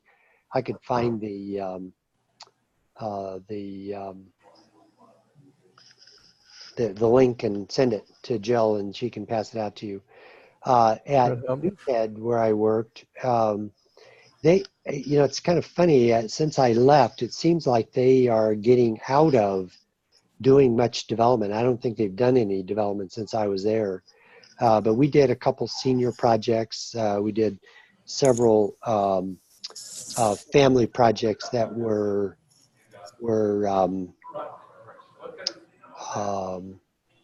rehabs rather than new builds. So let me know what kind of things you might be most interested in. Well, so the transitional housing that you were talking about sounded really interesting. And is that the one where you were also talking about trying to make it where it's more of a community and helping people? It sounded like you were talking about helping people understand. Yeah. I would encourage you to go to Mile High's website. I can't get onto my computer right now, but because I can't see how to switch over to another. But I would encourage you to look at Mile High's website. They have a very rich experience in community programs and they're a faith community. They call themselves a contemplative community, and so they always want to have a chapel, for example, and place of quietness for people to go, and not necessarily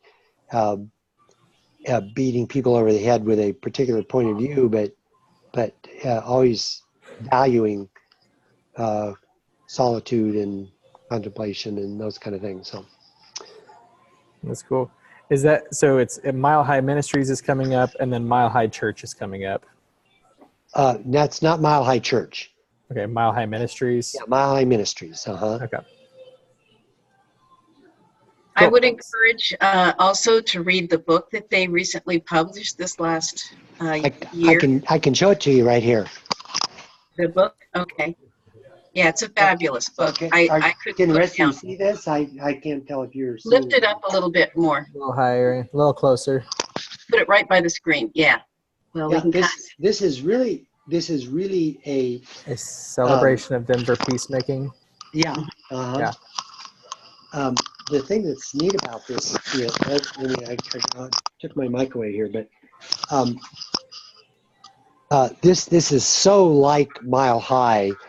It's kind of like poems and writings and vignettes, and it's really very much like who they are. Yeah. And they just celebrated their 30th anniversary, and this is their kind of gift to the world on turning 30. And they don't necessarily think they're going to make any money on it, but it's there to kind of tell the world who they are. So it's really a nice little book. Yeah. Yeah, it's fabulous. And I hope we can all look at that and the integration of spirituality, contemplation, housing, transform lives. It's all there in love for the city, their deep love for Denver and its roots all the way to present. It's just a very comprehensive, interesting gift, really. Yeah. I like Yeah. how you described it. So Yeah, they're well, they're a unique bunch of people, and Jeff's a unique guy, and yeah, I really enjoy working with him. Just I'm my goal there now is you can tell by my color of my hair here that I'm kind of getting close to the end of being able to do these kind of things, but I really want to turn over some skills and help them develop some staff capacity to continue on and do this. And they've got some young people who are just great at very, very quick learners. And so that's kind of what I see my role as now. yeah, you're really mentoring them to do what you've done throughout your life. Yeah, hopefully. Yeah. Mercy, do you have any comments or questions before we say goodbye to Ray? I have a couple. So, Ray, how did you get in? Because your education background is theological. How did you get to that affordable housing? That's not a direct link. I grew up as a missionary kid in Sudan, and I sort of grew up helping my dad build the house and fix the truck, and help my mom in the garden. And it's just kind of like you just do what you have to do. And so I've always been that kind of a person. So it didn't occur to me when I started thinking. I had jobs in college and whatever, summer jobs building buildings and stuff like that. But it wasn't like I really had much background. When I got out of seminary in '74, I actually went to work at an electric motor repair shop, and I was there 5 years, being a union motor mechanic. So, and that's just what I felt comfortable with, and then working with my community on the side, and I would preach at church and lead adult Sunday school classes and all that kind of thing, but I was never ordained, and so I that's just what I chose and what I enjoyed. And so when I shared early on how my wife and I then got into the housing thing, and it didn't occur to me that I didn't know what I was doing. I just figured I'll figure out how to make this work. So so that's I always tell people it would have made so much more sense if I'd have gone and gotten a business degree with a minor in real estate, and then gone and worked for a developer for a few years, rather than what I ended up doing. But so. Well, that leads to my second question, because I think there's something I'm actually right now at Fuller Seminary. So, Okay. and my undergrad is in business administration, but I think the perspective I have now is there's something about the faith community that is deeply invested in the community, the people, the relationships, really being able to foster a vision that's upward. You were speaking about some of the developers, they just don't have the passion or the commitment to really invest in the community long term. And as pastors, as ministers, that's something that is very unique that we bring. And I'm curious, a lot of pastors that I talk to or congregations, if you talk about affordable housing, it's way over their heads. And so how did you launch that conversation, not only to inspire them to be a part of this movement, but to empower them to where they felt like this is part of their own vision? That's a really good question. Board members on a nonprofit housing organization don't necessarily know about about this either. And so you are constantly educating and bringing people along. I'm working with a group I have the past year or two who that is their goal is to get churches to consider using their unused land for affordable housing. It's called the Congregation Land Campaign, and we put on a panel at the State Housing Conference last fall, and we just got sold out. People were standing in the back. 100 people in this little hotel meeting room. So just saying that to say how much interest there is in this, and this group is really working on the connection between pastors and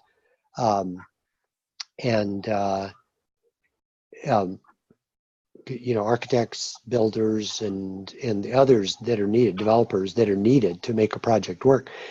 And if a pastor understands what they don't know and is willing to cooperate, then it tends to work.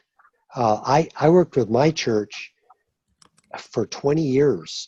This is St. John's Cathedral in Denver. It's an Episcopal church.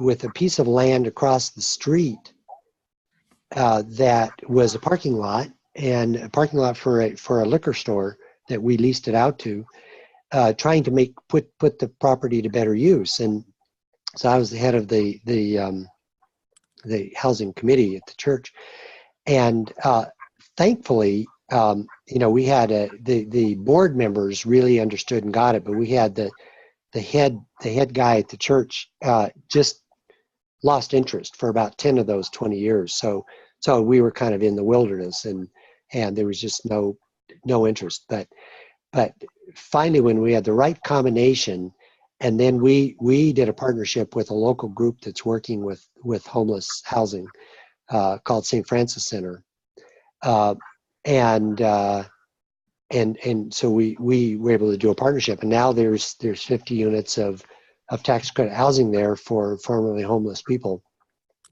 Really, just a great experience. But sometimes you have to wait for the right people to get in the right place to make it work. Is there Good question. like a time frame usually that you work with, or you're patient as ever? Yeah, well, like I said, that experience took us 20 years. I mean, 20 years was the amount of time I was involved in it. But it's, it paid off in the end.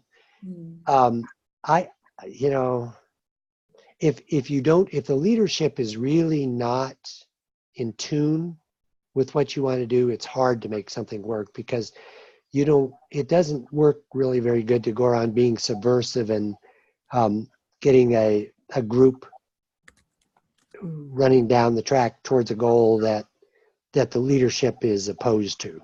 So Yeah. I don't know how to cure that. Yeah, it's got to be a heartfelt change from within initially, and I think the brilliance of this model of the land movement. What's it called, Ray? The land Congregation Land Campaign. In fact, I'll tell you, Jill. Yeah. If Nathan Hunt would be a good person to have on here sometime. Yeah, we should invite him. It'd be great. Yeah, he's a millennial and young guy, just very energetic, and they've worked a lot with the tiny homes movement here too, which I've also been connected with. But he would just be a fabulous person to engage. That'd be great.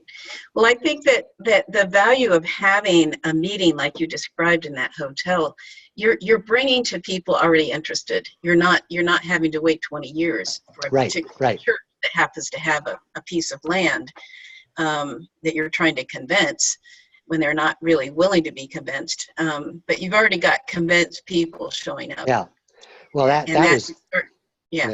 was 900 people from around the state who came together for the purpose of exploring affordable housing options. And so Housing Colorado is the organization, and I've been a part of that since it started. So it's probably 3 decades old now. Do they have a Housing Texas, Roston? Does that exist? Are you there, Roston? I don't know. Maybe you don't know. Typically, there's a California housing, for each state, there's typically one of these statewide entities. It's typically a nonprofit, but I'm not sure if there's an umbrella organization trying to initiate these in each state. Do you know how that works, Ray? Is there a... This is just this, we had 3 different organizations that were doing similar kinds of things statewide, and they just all merged and formed a single organization. And that was probably 20 years ago, and that was a good move. And I've this state housing conference has been going on for at least 30, and that was one of the 3 organizations.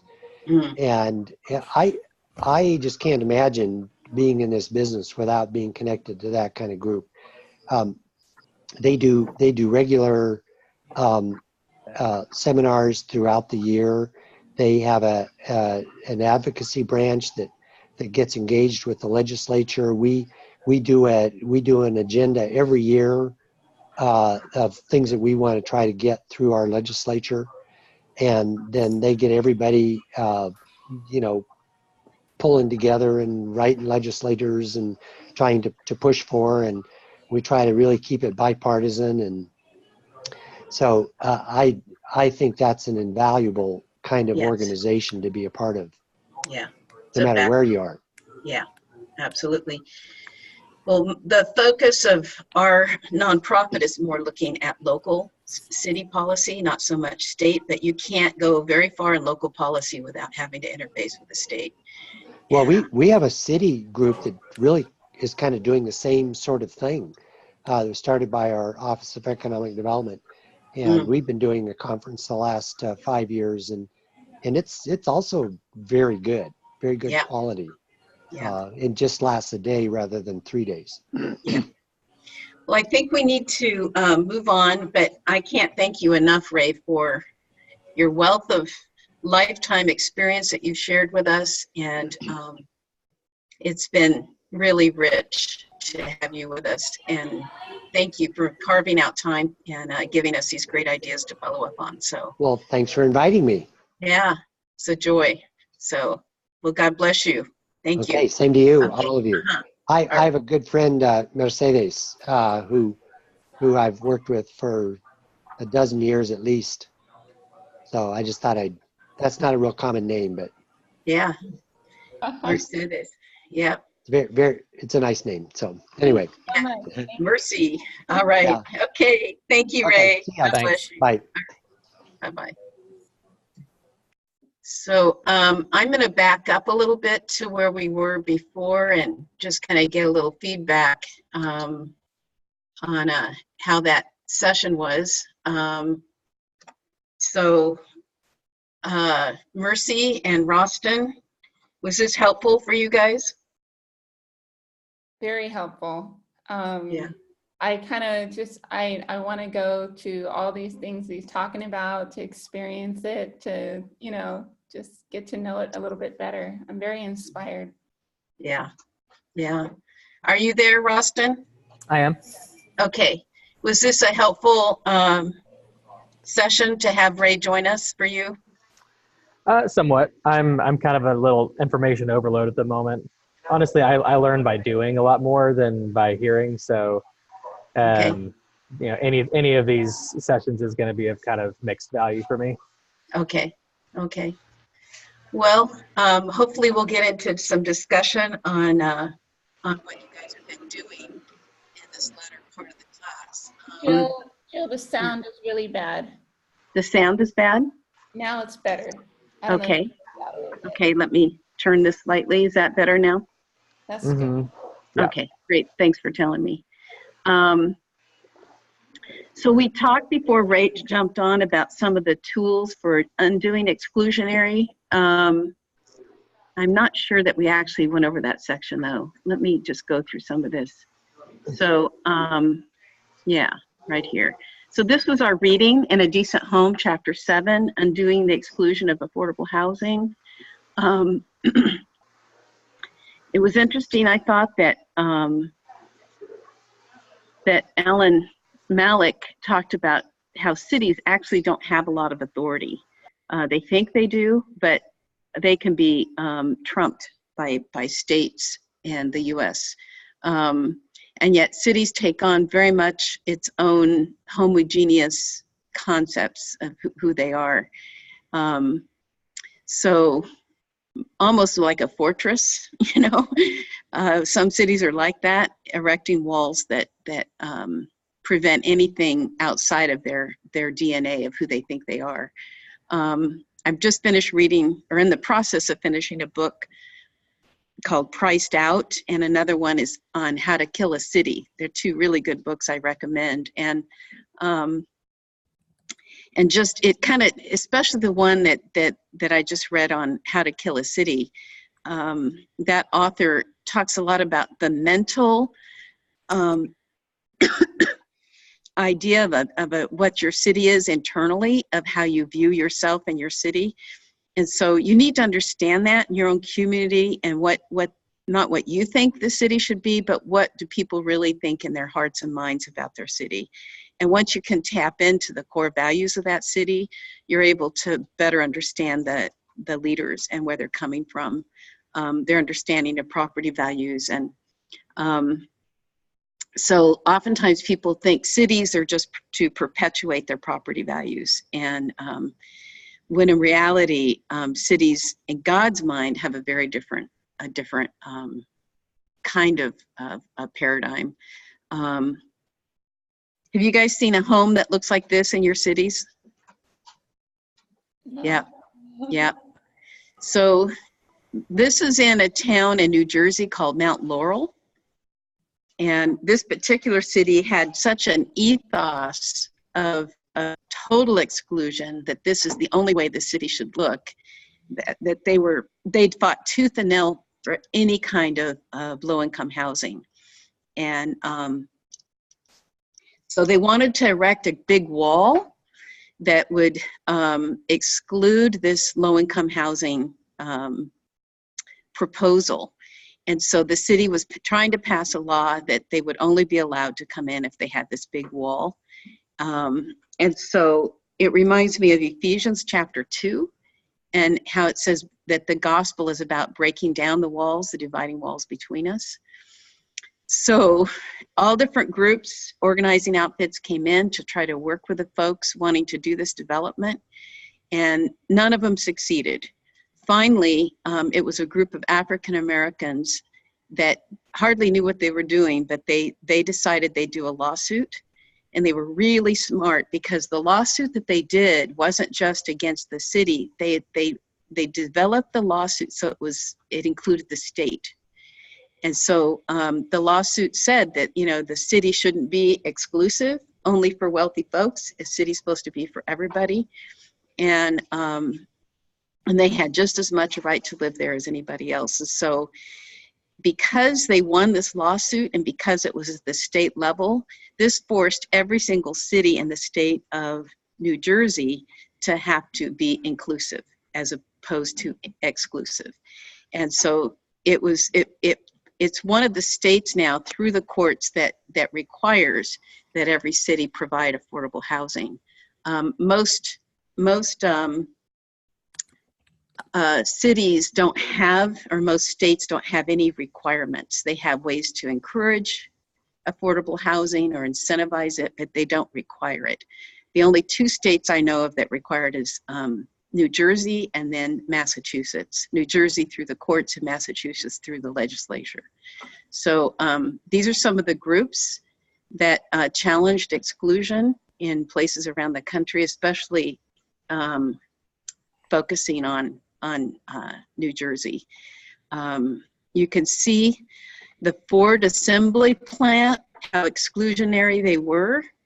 They started their plant there in New Jersey, and then with their 5,000 employees, all of the housing was on 5-acre plots, 5-acre plots of land. So you can only imagine that immediately prevented anyone lower income from participating in and even working at the AT&T.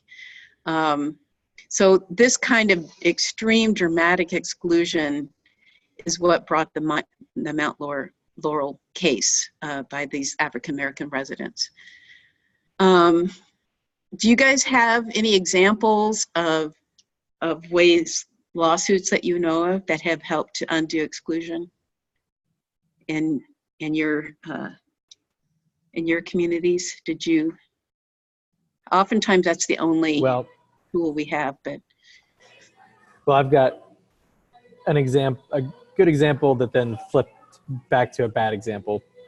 So in Austin, a few years ago, the city council passed a mandate that, what exactly was that? Oh, it was basically no discrimination by income. And so that extended the Fair Housing Act. And so it basically a landlord could no longer say, we don't accept vouchers. Yeah. And it passed, and it started, but then the Texas state legislature introduced a bill that made it illegal for a city to pass that exact legislation, and then that bill passed, and that overturned the Austin city lawsuit or Wow. mandate. Wow. And right now, Texas Homeless Network is trying to is helping introduce a bill to flip that bill, and that's coming up in this next legislative session. But that's where we're at right now. That's a great example. Thanks for sharing that. The Mount Laurel, it ended up taking 6 different lawsuits and court cases to get this to finally pass. And so you read about it in A Decent Home, but it's a powerful model that if you guys do that lawsuit just right, it will affect every city. Ralston, I hope whoever's doing it will be pretty smart on that. In Pennsylvania, they have a little different model. Instead of requiring a percentage of housing for every jurisdiction, they actually say a percentage of the land has to be affordable. It's a whole different flip on this. So I don't think that as approach has produced as much affordable housing, but it has worked. And I kind of like the idea that a city, a percentage of their actual land has to be affordable. That's how they do it with the metro land here in California. 35% of their land has to be affordable. So the other model that I wanted to mention, there was a federal, honey, that's kind of loud. There was a federal lawsuit, and that was also in Texas. You might be familiar with it, Ralston. So affirmatively furthering fair housing.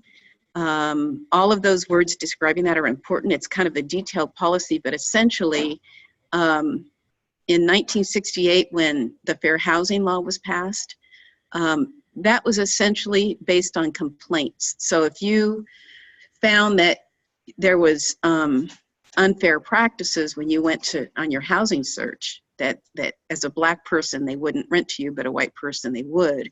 And so if you complained about that, then that would be submitted to the record of the Fair Housing and the Housing Rights Offices, and they would then have a basis for considering, making changes to that situation, maybe a lawsuit against the landlord. That rarely worked. It was underfunded, and they didn't have enough testers that would go in and really see if discrimination was taking place. It still goes on, but it's just a very underfunded model. You could even get an intern from a university to go and start doing this kind of work with a Black and white person going into communities and seeing if the house is available and seeing what the response is.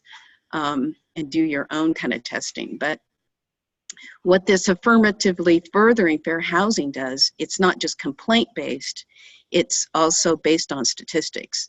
And so this is similar to what you just shared, Rostin. This was a lawsuit that affected the entire country out of Texas, forcing everyone to be able to now use, not forcing them, but allowing them to now use statistics. So you could look at how one part of the city doesn't have access to amenities. They don't have access to good jobs. They don't have access to healthcare service. They don't have access to good schools. And so when you can prove statistically that the neighborhood is disparate and lacking the resources it needs, then that becomes the basis for fixing it. So it's a much richer, deeper way to be able to undo exclusion. But what happened under the Trump administration is that he stopped the Texas lawsuit and prevented that from being implemented. So the state of California has now passed their own affirmatively furthering fair housing, so we can at least override some of the federal limitations by having our own state policy pass that. There are state planning laws in addition to these court cases. So I mentioned Massachusetts earlier, and that they use the 40B law, a comprehensive permit law. They call it the anti-snob zoning law. And so, so requiring that if developments with 25% affordable housing are rejected and not approved for a community, that they can appeal and overrule those local decisions. And so this applies to communities that have less than 10% of their housing stock as affordable. So it's worked for the most part. There's been a lot of controversy. Some folks are wanting to overturn this, but it somehow stayed in their state policy. And there's some that are even saying that they need to increase it to 20%. Every city has to be affordable, not just 10%. So it's been interesting kind of trying to follow and read some of this.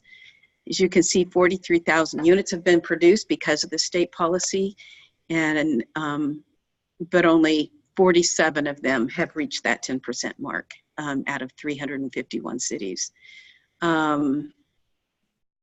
New Jersey also tied it in with jobs. So a percentage of growth required for every 25 jobs, they'd have to produce at least one unit. And so kind of different ways to slice the pie, but I just wanted to make sure you guys are exposed to some of these mandates at the state level. New Jersey is a model for affordable housing at a state level? Would you say that? Well, probably Massachusetts more than New Jersey, because New Jersey's state policy, it's not really state policy, it's court mandated. So all that came as a result of those African Americans doing a lawsuit in Mount Laurel. Mm-hmm. And so how often are you going to find that perfect thing to happen where someone's going to have a lawsuit that would change the entire state policy? That's pretty unlikely. It's more likely that a state would come up with, through the legislature, a state policy that would require. So I have been pushing for state inclusionary policies in California for years. I see it as a huge answer that every city would be required to have 20% affordable housing, and that they'd withdraw funds and all kinds of things from cities if they don't meet those benchmarks. To me, that would be really good policy for our state right now. But right now I don't see a lot of traction, and my focus isn't state policy so much, but I would say Massachusetts in many ways is a good case study for states to look at. So good question. So there's also state planning mandates. So in California, we do have something called the Housing Element Law, and in other states, I think Texas has this too, Rostin. Do you guys have a type of housing element policy in Texas? I haven't heard of it. You haven't? Okay. It's where, in California anyway, it's where you have to plan for sufficient housing for all income levels. And now the key is to plan it, not necessarily implement the plans. So a lot of cities have these beautiful plans sitting on their shelf, and there's not a lot of accountability to make sure the plan happens. So with our new governor, he's getting involved in actually having lawsuits against cities when they don't finish and don't accomplish and implement these plans. So we're happy with his leadership there.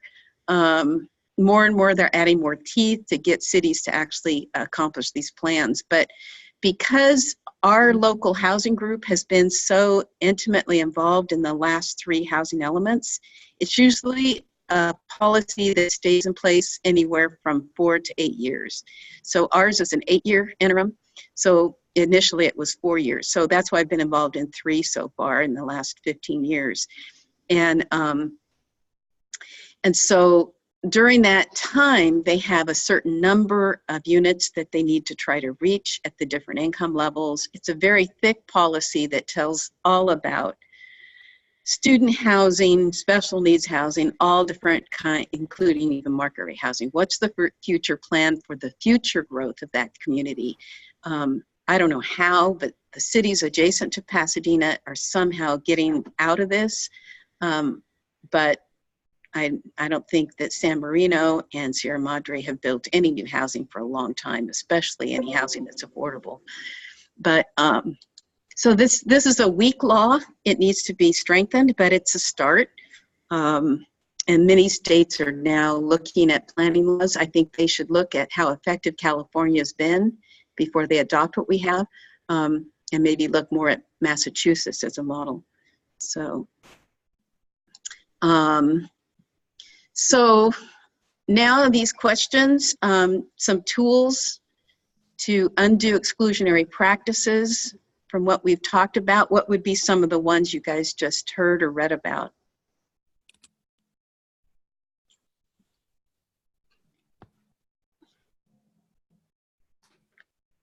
Certainly these lawsuits.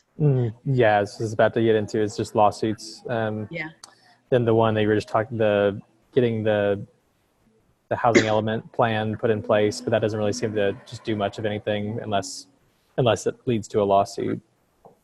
Well, unless there's a local group of advocates like us that work with our city, and we've been able, because we got deadlines we actually sent it back to the state because there was no deadlines in their last housing element, and we were able to get deadlines for almost all of the studies they were to do. So we're able now to go to the city council and say, well, by 2016, you were supposed to look at the secondary dwelling unit policy. How can we help you get there? You know, so we're able to push the city now that there's deadlines in this. And our policy, our housing element actually won as the best housing element in the whole state of California. And we feel like our group played a role in making that such a good model for the rest of the state. But yeah, so lawsuits, state mandates, and local advocacy. We talked about a couple other things too that helped undo exclusion. I think, yeah, there's a lot of things. We can go into those in our next class, but undoing exclusion in your own communities. Are you aware of other local policies that are trying to work at undoing exclusion through fair housing laws and trying to implement some of those? The area that I'm at is unincorporated county, so I'm still just trying to figure out the nuances of that. It's very, very different from Pasadena, so I'm just I'm still researching that process. Yeah, I think there could be some pretty clear indications, Mercy, now that we have the affirmatively furthering fair housing in California. Once that gets implemented, it's such a new law that they don't have a whole implementation policy in place yet. But what they had when it was in place federally, you could actually go in and look. They had a website where you could begin to identify exclusionary practices in each jurisdiction. So it was a great tool. So I don't know if they're going to bring up some of that similar tool for California, but in Altadena, they have such low density that you can hardly build anything up there. And that in itself is exclusionary, their low density. They've hardly zoned for multifamily, so you can barely build any affordable housing up there. So you're going to have to really do a lot of work at land use and any opportunity and any people interested in trying to increase the density. So let's see here. A theological reflection. I'm going to skip this section other than just to ask the question. I mentioned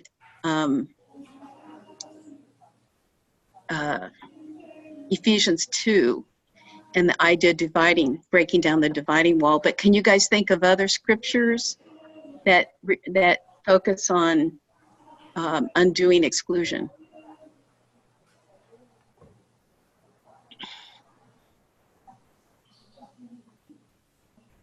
I think of the Galatians, that really the gospel is for the Jew, the Greek, the male, the female, the slave, the free. God didn't want divisions in society, and I think that plays out as well in our local cities and policies. Churches are still the most segregated. Sunday morning is the most segregated time still in the whole week. And so how do we undo segregation with our churches? It has everything to do with segregated neighborhoods. And so we need to really look at and take seriously these scriptures of more integrated society. Can I add one? Yeah. I'm sorry. There's also in the Bible injunctions to treat foreigners the same as native born. I think it's mentioned 35 times that we have an obligation to treat those who are foreign born as if they're part of our family. So that's really important because it applies to land use as well as other aspects of the rights of foreigners. Yeah. Thanks, Anthony. About, I can't remember where it was, but out of Egypt I called my son. If you look at the whole Christmas narrative, Jesus' parents were kicked out of where they were to go back to the homeland, right? Mm-hmm. Bethlehem, and even though they were there, further excluded to Egypt. There's this whole process of exclusion just in Jesus' story in the early years. So Yeah. I think that there's so much in that in itself, coming to an identity of complete inclusion. Jesus's ministry really does bring that to the table. Yeah, that'll preach, talking about how Jesus himself was excluded from his hometown and his own community.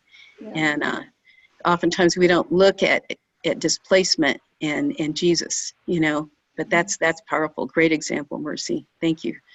I'm going to skip some of these slides and just try to get down to some of these key concepts in the chapter 8 really quickly.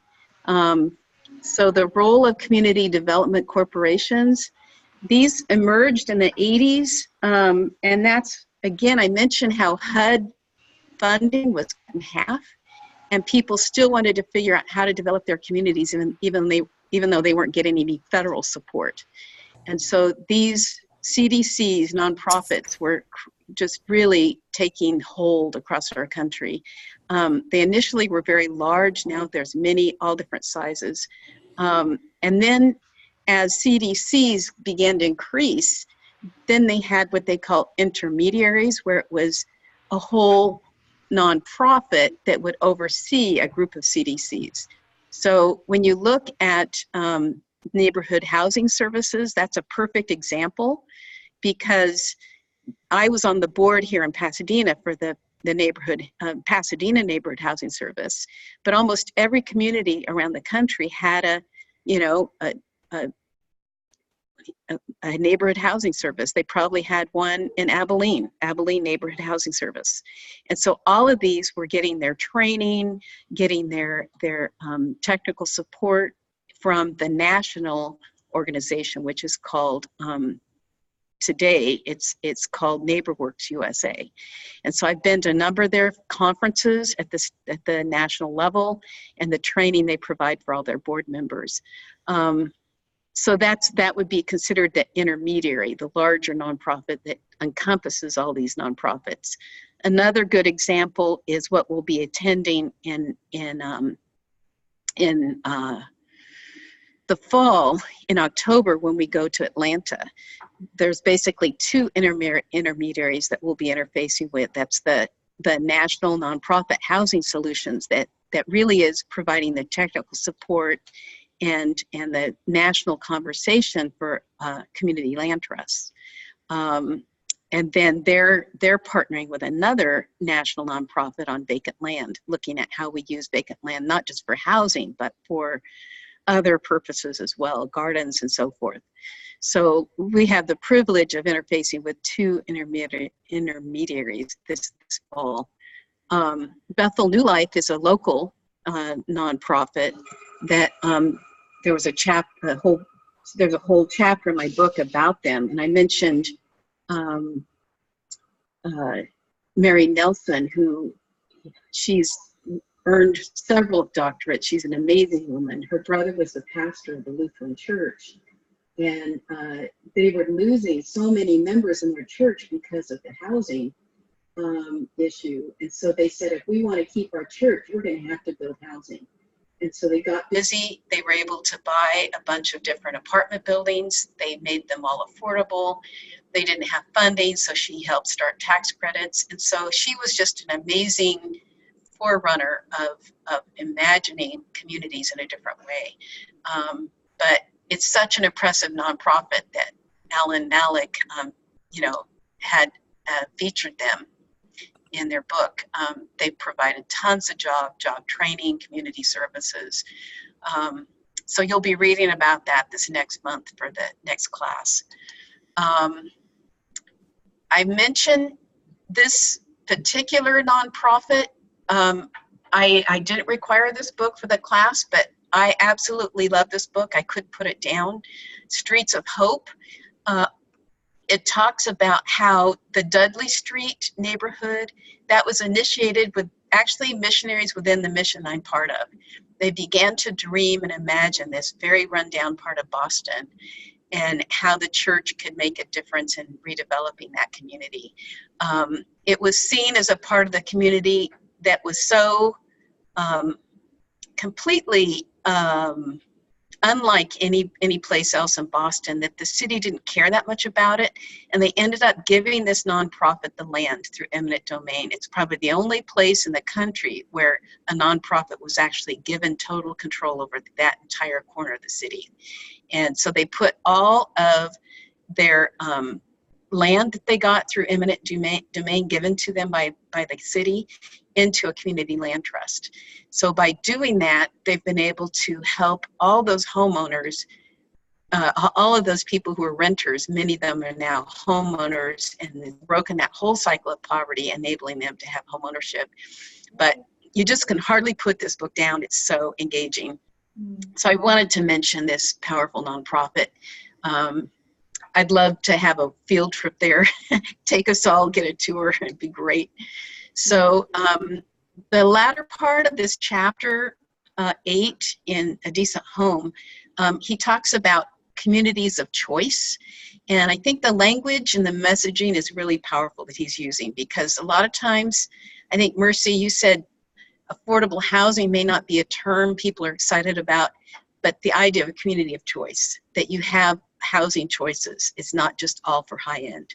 And so I think some of the language we need to borrow from him and kind of how he's describing these communities of choice. and the idea of creating neighborhood stability. Everybody's into that. Maybe not necessarily seeing that affordable housing is a key player to create that. But anyway, that was, I think, a significant part of that chapter that I got out of that. So displacement, that's really what we're supposed to be talking about today. And I think in a broad way, everything we've said, it relates to that. How are we gonna, I think it was said very well by our housing director, Bill Wong. He said the only thing that fights gentrification is affordable housing. There's really no other tool, unless maybe it's rent control, which also acts as the same way, but rent control only stabilizes the rents. It doesn't create deeply affordable housing. So you really need both to create stability in a community. And I mentioned rent control. It'd be interesting to do a whole session on that. In this class, we're doing more of an overview, not getting too much into the weeds. And so if you want to learn about rent control, I can send you some really great information, some of the most recent research on that debunks a lot of the earlier research. And we've done a great job in our city through the Pasadena Tenants Union to almost get this passed last year. So we're working closely with the churches to get enough signatures to get it on the ballot. So I'm going to just skip to a few pictures of some of the things in my book, and then we'll have to close out with a little discussion on what you experienced in your city council. So habitat is one chapter I asked you to read, and that's usually the only thing people mention that you're involved in affordable housing. I don't know if it's your experience, but everyone says, oh, you mean like Habitat. They have such an amazing branding that people in their minds think that's the only affordable housing entity in the country. And so they put a good name on affordable housing. They do beautiful work for the most part. So I'm grateful for Habitat. Their model of homeownership is never going to meet the need. It certainly meets a need, but you need to think much broader than Habitat. Typically, Habitat doesn't do community development. It's more of a scattered site wherever they can get properties. But this is a model of where they actually combine community development with Habitat model, taking 290 units in a vacant area of I think this is in Maryland, Baltimore.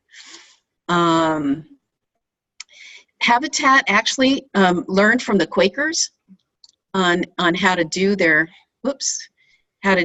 model. Sorry, some of this is kind of disjointed, but the Quakers came to the Central Valley of California and helped the low-income migrants to listen to what their dreams were, and they dreamed of land in their own place. So they put together a model where 12 families would come together, and those 12 families would build the homes together. And at the end of the day, I think I mentioned this in our last class already, but at the end of the time, they end up with skills beyond just farming. So it's doing a lot of things to help improve those families' lives as well as get decent housing. So that built over 5,000 homes in the Central Valley, that model, through self-help. Millard Fuller, who founded Habitat, came out to the Central Valley and learned from them how to do his model that wasn't just the families building housing, but he brought in community members to be volunteers. So he had some core principles. He calls it the economics of Jesus. Beautiful concepts, not charging interest to the poor, taking what limited resources are there and asking God to bless and multiply them, and give an opportunity for those with wealth to divest of their wealth and to bless the giver. So, which is what he did. He gave up everything to start Habitat. So some key biblical principles, there's self-help, church-owned land. This is in the first version of my book, where a pastor became a developer in downtown LA, Pastor Daryl Weiss.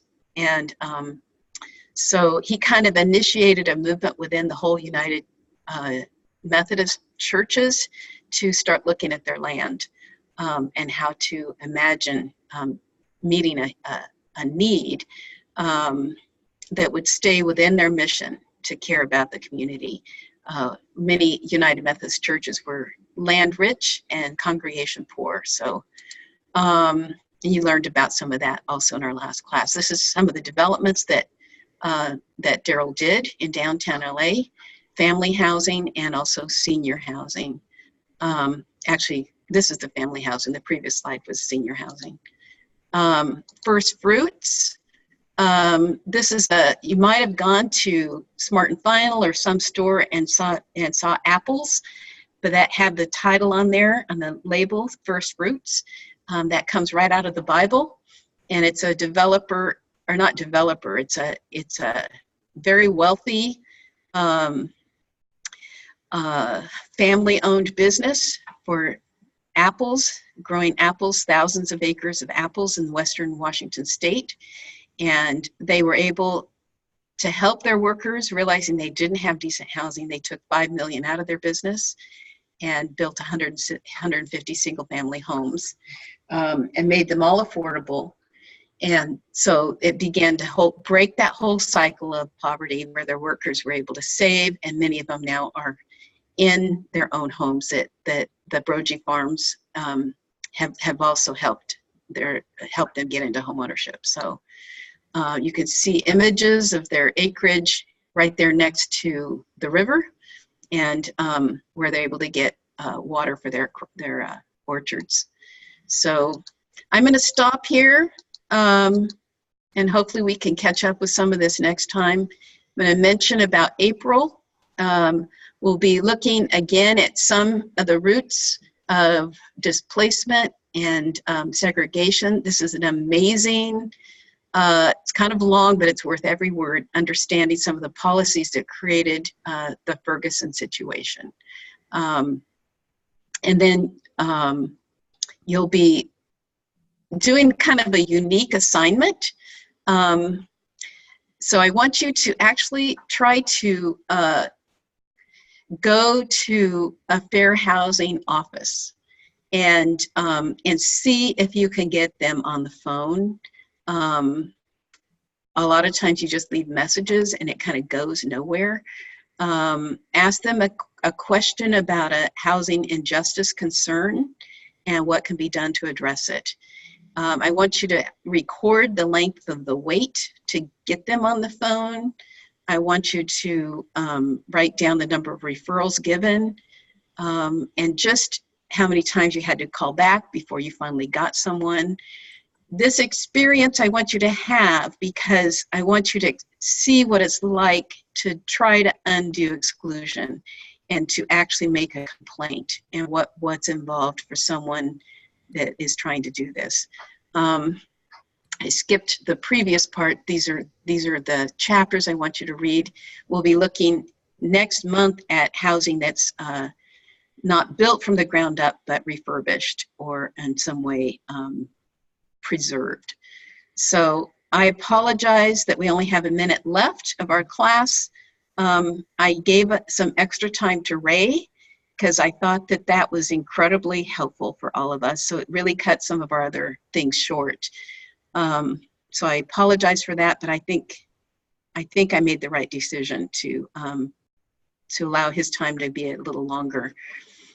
Any final thoughts? Anything you want to report out about your experience at the City Council before we close out in prayer? If we don't have a housing rights office or organization in Abilene that I know of, should I call the housing authority, or should I just call like one of the bigger cities in Texas that would have something like that, or what should I do for that? You know, it's a very common problem. Very few cities have a housing rights office. Pasadena happens to have one, but it's not just for Pasadena. This encompasses about 10 cities, our housing rights office. So it just happens to be housed in Pasadena. So you're going to just have to probably call the county and see if they would know where the housing rights office would be over your jurisdiction. It's probably a county-wide service, most likely. It may be statewide, but I would hope that you'd have something at least at the county level. So, Well, like in our county, Abilene is easily the biggest city and it's most of the population. So if we did have something, it would be in Abilene. okay, so it may be at the state level. It Mhm. may be. But I know that there's a requirement under the Fair Housing Act to have these offices in every state. So there, you're going to have to dig around to find out where that Okay. is. Okay. Yeah. Good question. So Mercy, I know you went to the town council and I really wanted to hear about that. Can you just take 1 minute and fill us in? So it was a very homey-like kind of feeling. We spent a good amount of time taking photos of Chief Deputy, I can't remember her name. She's been working in Altadena and Pasadena for a long time, African-American woman. And so the whole city council got up and took photos with her, awarded her with a number of different things. The county as well, and I think there was a state representative as well. So it's kind of like a ceremony within a town council. Yeah, they do that at Pasadena too, but yeah. And most of the programs that they were mentioning are through the county. And Yeah. one thing I thought that was very interesting is before the council started, one of the ones that was, I'm not sure which council member said this, but he said, we really depend upon your donations. And they were handing out this big tin can for donations. So I'm not sure what they mean by that. You know, what does a tin can do for a town like Altadena? Do they mean that is for their meetings, for the cookie tray, or I'm not sure what all that meant. Okay, interesting. So, But, very different feel from Pasadena. yeah, but there were some very polished presentations from the county. The county is trying to address safety. That's the number one thing. About there are a lot of traffic incidents on Lake Avenue, Altadena Drive, and El Molino. There are a lot of traffic accidents that happen there.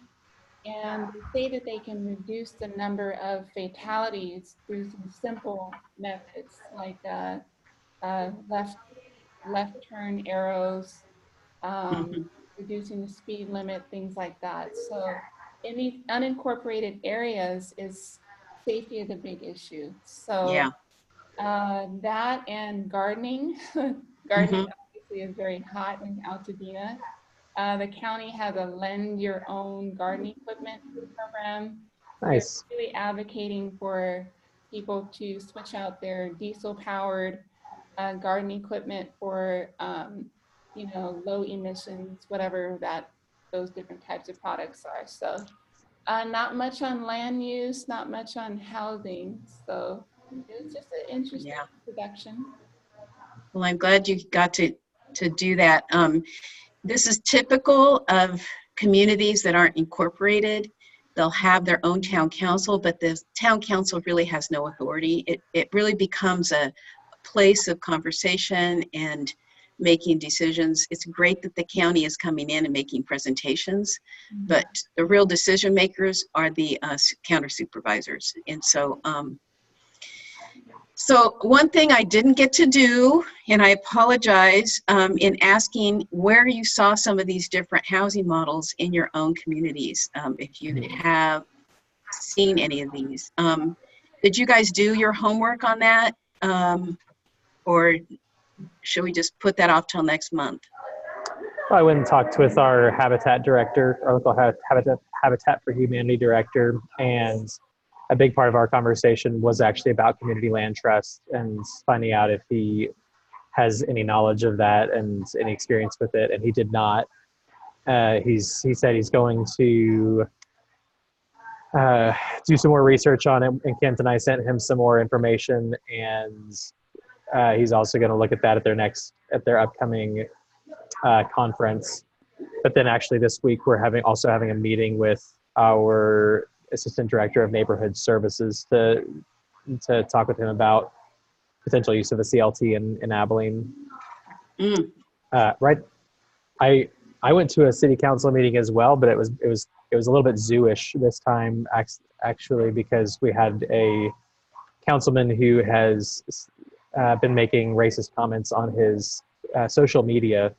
And so a lot of the conversation was about that, and there was protesters and everything. So, but a much better meeting that I went to, well, not better, but more helpful meeting I went to was with our Office of Neighborhood Services, which is in the middle of updating its strategic or action plan with our nearby field office, HUD field office. And that's their action plan is public record. And in their action plan, they're supposed to talk about, because this is related to homes and CDBG. And so in their strategic plan, they're supposed to talk about the way that what they are doing connects with local homeless services. And they made a lot of claims that are not actually that accurate in their action plan. And so we're also going to start, we're trying to figure out exactly how we want to push back on that in a way that isn't off-putting, but is also effective, because they're saying that they're doing all this stuff with the local homeless coalition when really they show up at 1 or 2 meetings a year. And then they also kind of there's one form that they are supposed to fill out for our continuum of care application with HUD, and we filled it out for them and and then just took it to them for their signature. Yeah. And that's so they take credit for doing all that. Yeah, exactly. But they they basically say oh yeah, we're participating in the continuum of care. It's Yeah. Interesting. Wow. Well, that sounds like a much more productive or important meeting than even going to the city council. But ultimately, will the city council weigh in on that plan? Will they have to approve that? How does that work? That's a great question. I'm not 100% sure of that. It's also helpful. We're about to have new elections where we're definitely getting rid of one of our most regressive members, and potentially getting rid of another relatively unhelpful member. So The one that made the racist comments? Yes. Yeah. Okay. So hopefully we'll have a couple more advocates on the council if we can get those positions replaced. Yeah. Are you a part of that process, Austin? I'll vote. That's about it, though. I'm not running or anything. So. Well, there's someone in our group we're encouraging her to run for city council. She'd be great. So I want to close us out then with prayer. Is there someone that would like to pray for us to close us out? Sure. Thanks. Loving Father, thank you for this time that we've had together today. Please guide our steps, guide our actions, guide our hearts in finding the ways that our gifts and passions connect with this work. And we want whatever it is that we're doing to be flowing directly out of who you made us to be, and your passion and your desires to see this earth be more like your kingdom. We love you and thank you for your Son and for the ways that he guides us in these times. Amen. Thank you, God. Amen.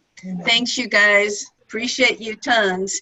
I keep praying for Tommy and his mother in the situation. So thanks. Definitely. Thank you. Bye-bye.